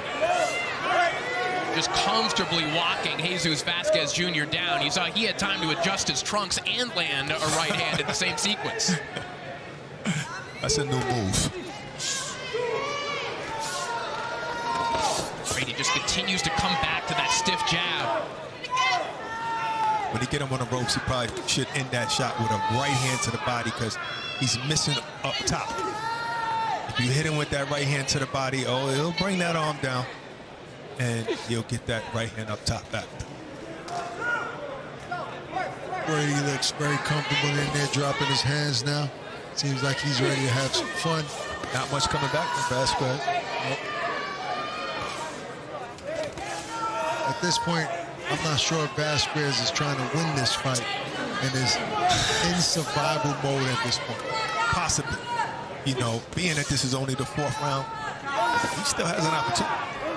Yeah, but I mean, something has to be done here to keep Brady off of him, and nothing has been done. Right. Brady's starting to focus on the body, as you suggested, Barack. 3 unanswered body shots a moment ago. Now back to that ramrod of a jab. I think what Vasquez needs to do, because he's showing that he doesn't really have the pop to keep Brady off, is use his feet more. Use his feet, get out, punch, and move. See those shots? He didn't move. All of those shots, maybe 1 or 2 landed. I can't see from his vantage point for that particular combination, but move. Listen, even if I had to try to give some constructive criticism in Brady's part, which he's fighting phenomenal, is maybe I'm hearing O'Shea Jones in the background saying put them together, meaning put a combination together, because Brady's throwing 1 and 2 punches at a time, doing it well, but maybe we need to see 3 or 4. So let's say when you miss that right hand on top, come back with a left hook to the body. Right uppercut, something. Put a few punches together, but I mean, he's fighting a flawless fight right now. It's a good right hand by Vasquez Jr. showing a little bit of life here in the 4th round, but Brady right back on top of him as Vasquez Jr. continues to clown. And that'll do it for round 4. And now let's send it over to Overtime Tom, who's standing by with the loved ones of Haven Brady Jr. Hey guys, I'm now with friends, family for Haven. How do you think he's doing so far? He's doing great. All he got to do is continue to do what he's doing, and it's a unanimous decision. No brainer, yes. But do you think we can get a knockout? What do you think's gonna happen there? I think we can get a knockout. He's definitely gonna get a knockout. He keep on doing what he's doing, break the body down, bring him down to him, knock. Yeah, he got the knockout. All right, and if Haven were to fight one celebrity, who would you want to see him knock out? Whoever in this weight class, we ain't calling out no names. Whoever in this weight got to get knocked down. You call someone out for me? I can't really call nobody out, but who's ever in this way, they got to go. Simple. They got to get out the way. That's it. You got to get out the way, all right? Let's check Haven Brady out the rest of the way, fellas.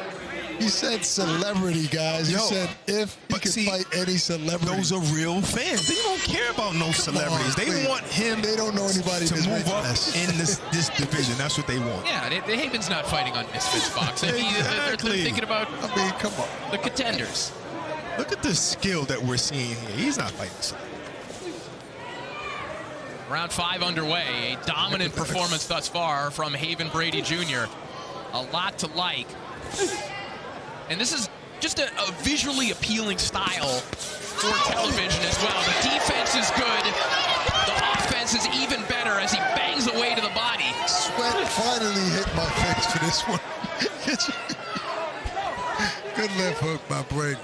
Beautiful. I guess that's Vasquez sweat that fell on us. Good chin. Good chin by Vasquez.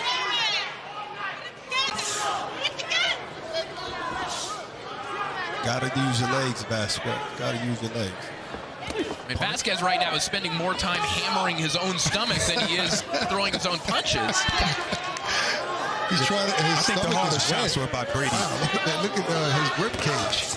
Good body attack by Brady. Vasquez's rib cage is red.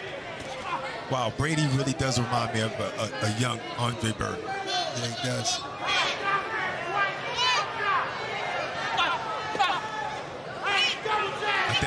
Playing possum. Trying to draw Vasquez. Exactly, trying to draw something in, giving him an opportunity here. Vasquez does not seem interested in leading the dance. No. Brady said, okay, so I'll go back at you.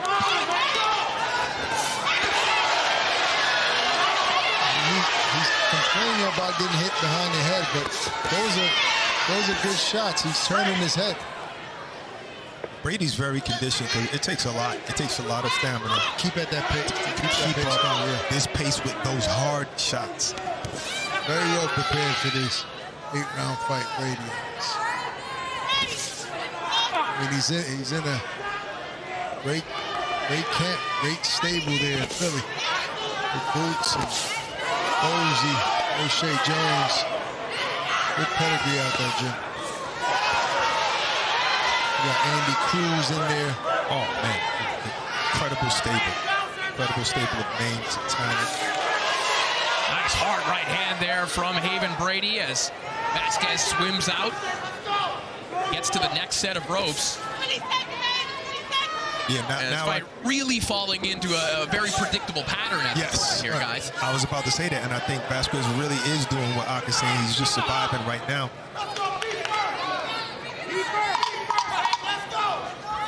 Low blow. Rush should do enough just to finish the 8 rounds.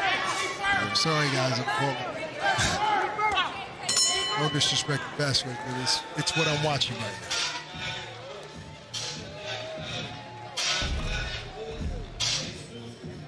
Beautiful body work and coming back upstairs. And upstairs is hard with a guy like Vasquez. Even when he's flat foot, it's hard to catch him flush because that left hook just missed. But those body shots, those landed, and you could tell by the redness on the rib cage of Vasquez. He's getting tired. You gotta work. You gotta let your hands go. If you don't let your hands go, you're not gonna win. You're throwing single shots. You gotta let your hands go. This round, next round, let your hands go. You're gonna win.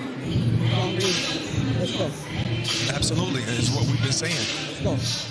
Let your hands go. I mean, when you're watching from the corner of your fighter and watching this type of fight, what do you say other than that? Let your hands go. Only thing he needs to hear. But does he have the confidence in his power and enough for him to make a change and shift this fight? He got a couple of rounds, about 3 rounds to do it. What he has is the height and the length, and he has to use that and get on the fight. He also has to have some mustard on those shots to make Brady think twice, and I don't see that. Another good straight right by Brady. Vasquez took that well, though. And Vasquez has absorbed a lot of shots, and one thing he's clearly confident in is his defense. And again, it takes a lot to even survive these 8 rounds with this kind of an onslaught in front of you. But I think we are seeing from Vasquez maybe a lack of confidence in his offense, because I think he feels that if he starts exchanging, that's when he's going to get into a little bit of trouble. No question about it. Exactly what's happening right now. See, Brady did hit Vasquez Jr. behind the head there, and that is what Vasquez Jr. has been complaining about throughout this fight. But a lot of that also has to do with the fact that Vasquez is dipping down. He's getting very low every time Brady comes to the inside. That is absolutely his head. That's absolutely the reason. Right there. Shifting like that, I mean, it's hard for a fighter to land a clean shot in front of your face when you're turning your head inside. I credit that more to what Vasquez is doing than Brady. All right, so now here we go again. Brady's backing up to the rope, saying, okay, I need you to come in. I need you to come in so I can get you flush. There we go. Big left hook there from Haven Brady. He found the opening he was looking for. He lured him in, and he got what he wanted. You have to wonder whether Vasquez Jr. would take that bait again. Well, maybe he was just trying to do what his corner said. Let his hands go. Yeah, but then he changed his mind rapidly after getting hit with that left hook. Straight right to the body there from Brady Jr. inside the final minute of round 6. You know, when you think about the 130-pound division right now, guys, I mean, where do you see Brady down the line in a year or so with this level of talent if he keeps improving? Well, obviously the opponent's got to, you know, improve for me to really see how good he is. Right. But I do see him at the top of the division pretty soon. Maybe not a year, maybe 2.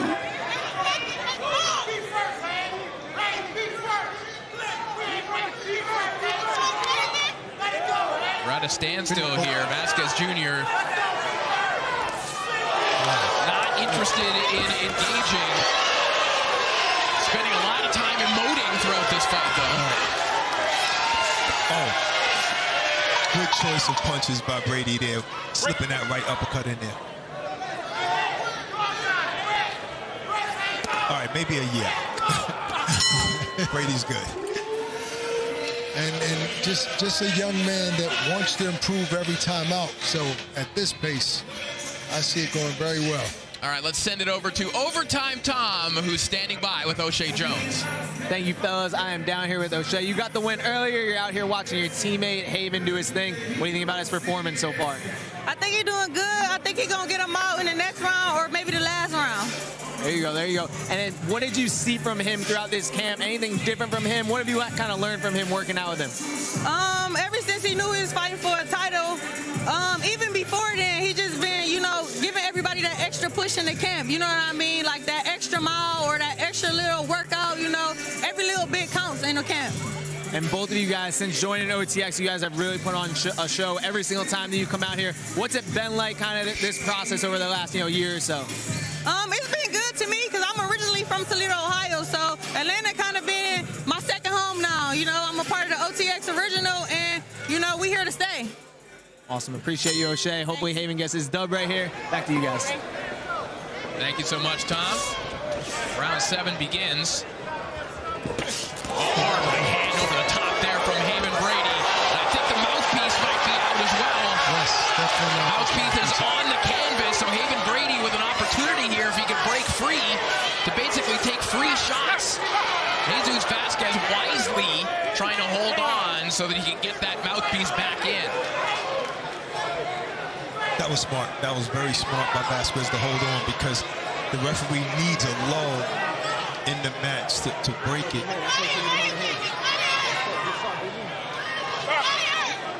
And put the mouthpiece back in his mouth.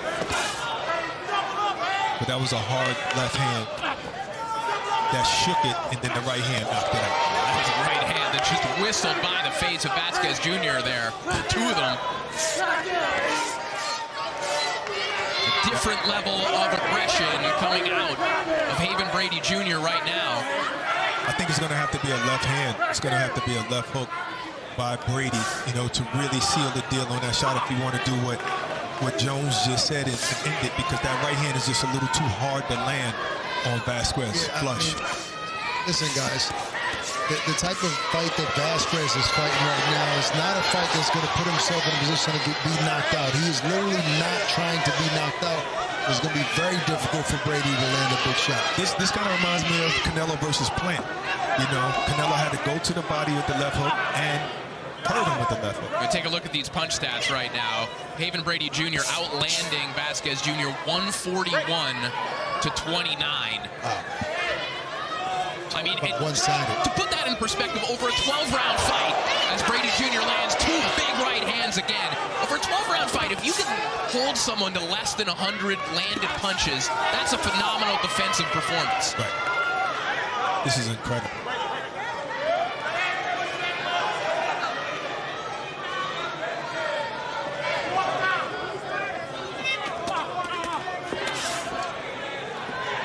And he's putting his punches together. Putting more punches together than, throwing 1 or 2 punches at a time. So I guess he's hearing O'Shea in this corner. But Vasquez is really avoiding being hit by one of those big shots. Yeah, and, going back to those numbers, obviously part of that is the defense of Haven Brady Jr. Part of it is, frankly, it's the hesitance from Vasquez Jr. Absolutely, and I think because he's seeing that right hand at this point, Brady needs to start letting that left hook go and maybe That's throw what a I'm little saying. feint. That's what I'm saying. Too many rounds of missing that right hand. Jab to the body, come up with that left hook. He's not going to be expecting that. Feint the right, come back left. Final moments here of round 7. Total domination from Haven Brady Jr. He definitely rolled with those 2 shots, Brock. Yes. But if a left hook would have came after, pop.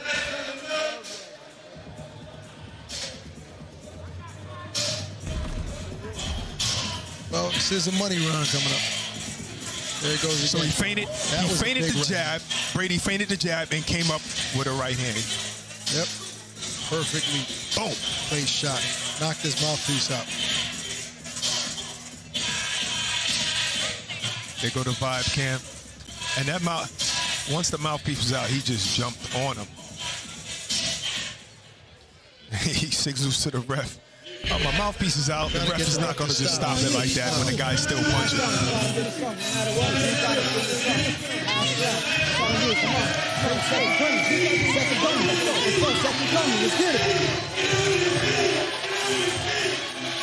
What are you really telling Vasquez right now? This is the last round. You going to knock him out, or you going to let your hands go out? Like, that's a good question. What are you really telling him? Finish the fight on your feet. I love how Brady goes to the body almost always. Brady also skipped the handshake at the beginning of that round and just hopped right on Vasquez Jr. here in the final round, the money round. Looking to cash that Subway KO bonus.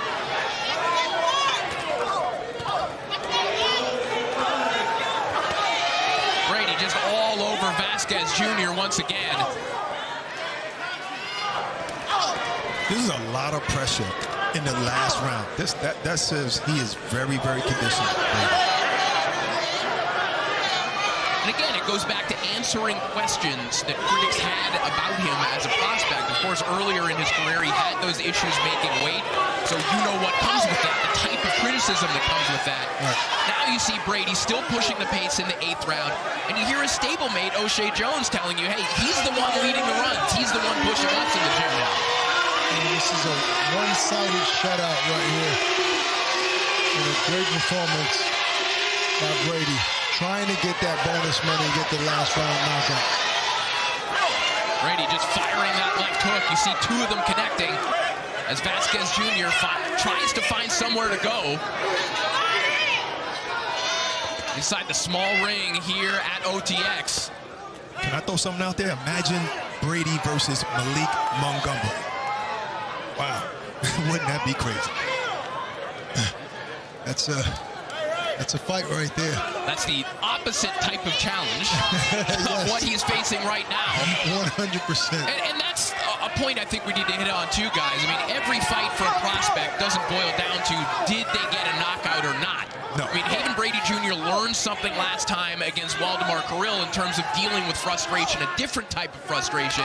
Tonight, he has a frustrating opponent of another sort in front of him, one who's looking to defend and not looking to engage all that much. I thought he would make it a little bit tougher, Vasquez, you know, but he's just a little flat-foot, even though he's moving. I mean, at the start of this fight, in the very first round, Haven Brady set the tone, and Vasquez wasn't ready. He was not ready to deal with that throughout this fight. Final 30 seconds as Vasquez gets ripped with a left hook and another one. Vasquez finally looking hurt and tired here in the final 20 seconds of this contest. Looking to hold on. Yeah, like I said, it had to be a left hand. The right hand is not landing. He's looking for that right hand every time. You got to get him with that left hook. Haven Brady may be looking for a buzzer beater here. The seconds tick away. Now he wants to throw punches.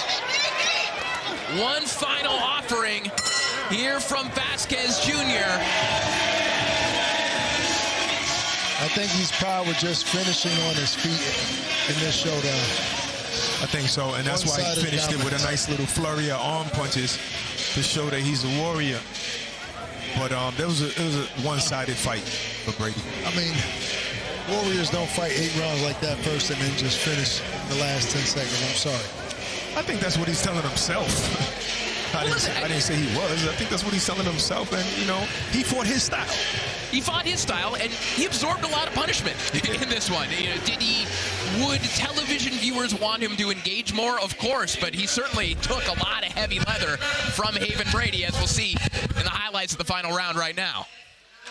It was an exciting fight. That right hand landed flush, followed by another right hand. It's very hard to land a right hand on a person like Vasquez rolling with shots, but that left right there, if he probably had 30 more seconds after that left hook, who knows what would have happened. Yeah, if this is a 10-rounder, yes, you know, maybe Haven Brady Jr. gets an opportunity to end it. But nonetheless, a dominant win, we assume. Oh, no. And a learning experience for Haven Brady Jr. That's a win. We can take the gloves off. Yep, gloves are off. No overtime round coming your way here in our main event. He could beat a fighter that moves, but it's hard to get his arm through that. Great performance by Haven Brady. Haven Brady. Pride of Albany, Georgia. Brought a lot of fans out here tonight. And it looks like they'll get the victory that they paid to see. We are ready to make this one official. Let's send it up to Lupe Contreras. After going the distance inside the OTX ring, the 3 judges are in complete agreement, turning in identical scores of 80 to 72 across the board. All in favor of the winner by way of unanimous decision. And now, WBC Silver Super Bantamweight Champion, from Albany, Georgia, the Hitman, Haven Brady Jr. So the Hitman, Haven Brady Jr. improves to 13-0 with a shutout victory over Jesus Vasquez Jr. 80 to 72 across the board. Really the only way that you could score this one. But the Hitman is now standing by with Ak. Congratulations, Haven, on a phenomenal performance from beginning to end. The improvements from the last time out to this time are super impressive. What was the game plan going in? Because you were aggressive but sharp from the very beginning. Well, I told my team, and every fight I want to improve more and more. So I said I was going to settle down, go off the jab, work the jab, slow him down, and then let all the hard shots come behind that. And that's what I did. It seems like at some point throughout this fight, Vasquez did not want to engage and wanted to survive for the rest of the fight. Did you feel that? Right, definitely, and that make it harder for me because when you don't have an opponent that want to fight, it make it harder for you because they not opening up at all. And the ref would kind of let him get away while holding a lot and putting his head down a lot. So, but he was complaining a lot about shots behind the head, but it was more so because he kept turning and putting his head down. Right, for sure. And I was just breaking the body down, a lot of stabs to the body. His body started turning red, so I know the head shot was gonna come in. They started letting it clean, but he was a good game opponent, so he took some good shots. But you know, back to the drawing board. We were all impressed with your performance and your growth and skill level. The people talk about overtime. Who's the face of overtime? You got guys like Scooby's coming back, Elijah Pierce. Is it safe to say that you feel you are the face of overtime? Yes, definitely. I'm definitely the face of overtime, and you can tell by the people love me here. So I can't wait to come back and put on another great performance again. Hope to see y'all soon. Will you be in Philadelphia to see your stablemate Boots Ennis fighting tomorrow? I definitely got to go on vacation with my family on Sunday, but I'm definitely going to be tuned in. And best of luck to the whole team, Jerome, Boots Ennis, Ish, DJ, and Cardo. Everybody going to do their thing, and we're going to keep the ball rolling. Before you get out of here, a message to the folks that came out today and the people in Georgia. I appreciate everybody. I appreciate all my coaches. I appreciate Rail. I appreciate Bo. I appreciate my dad, my mom, my fans, everybody that showed love to my cut man Brian, to my management, and to the whole team, man. I'm looking to get back. Every fight I want to get sharper and sharper and improve and build my way up to the rankings. Looking forward to seeing you out there. Great performance, Haven. Thank you so much.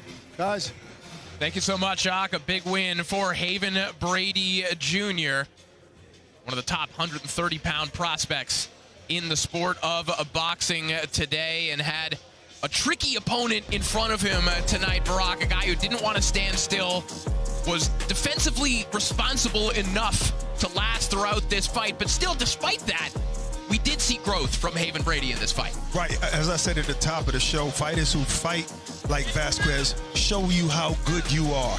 You know, trying to get the knockout, but trying to land significant shots, and he showed us a lot.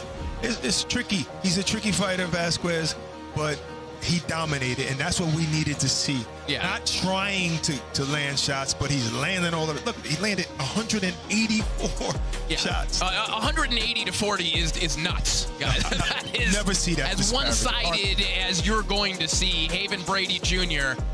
with a total wipeout of Jesus Sabroso Vasquez Jr. in our main event.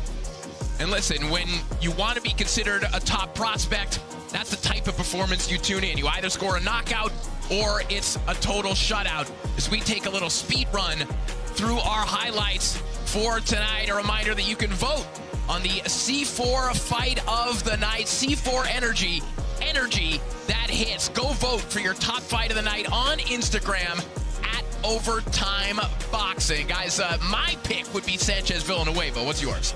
Probably the same thing, but I do want to highlight the beautiful knockout, the comeback knockout. What was he called? It the climb back tour, you know, by Kurt Scoop. Phenomenal knockout. And when you think about it, O'Shea Jones rematching, and oh wow. Yeah, well, we got some bangers coming up on OTX 10. It's the semifinals of the Overtime Boxing 154-pound tournament. Francisco Verón and Brandon the Cannon Adams and Robert Terry taking on Andreas Katsarakis. Two great fights here, guys, and the tournament favorites, Adams and Katsarakis, still in it. You see Brandon Adams coming off a 3-fight knockout spree, and all of those fights at 154, so you know he is super confident. But Verón is undefeated, very, very good fighter. Everybody knows Brandon guy's the most experienced, but you know who came out of the dark, and that's Katsarakis. You know, skillful fighter, but Robert Terry shows that he could bang with him. And he's a great boxer, and he moves very well. Yeah, no, I think that obviously coming out of the rocks is Robert Terry. People didn't expect him to be here because of his level of opposition so far, and he shocked people. So, he's in it to win it, but this is a hell of a tournament, and I can't wait to the semifinals. We had a fantastic night of fights here in Atlanta from my broadcast colleagues, Ak and Barack, and everyone in the truck making us look and sound good. I'm Corey Erdman saying so long, and we'll see you at OTX 10. A tremendous looking tournament full of guys looking for an opportunity. You're going to fight the best, and that's it. Nobody can dodge anybody. The cannon detonates. This is the best division in boxing. If that's the kind of fight you can expect from this tournament, you do not want to miss any of these fights. Like Katsarakis, that's a right hand. Catch the semifinals of the OTX Super Welterweight 154-pound tournament this August at OTX 10. Live only on DAZN.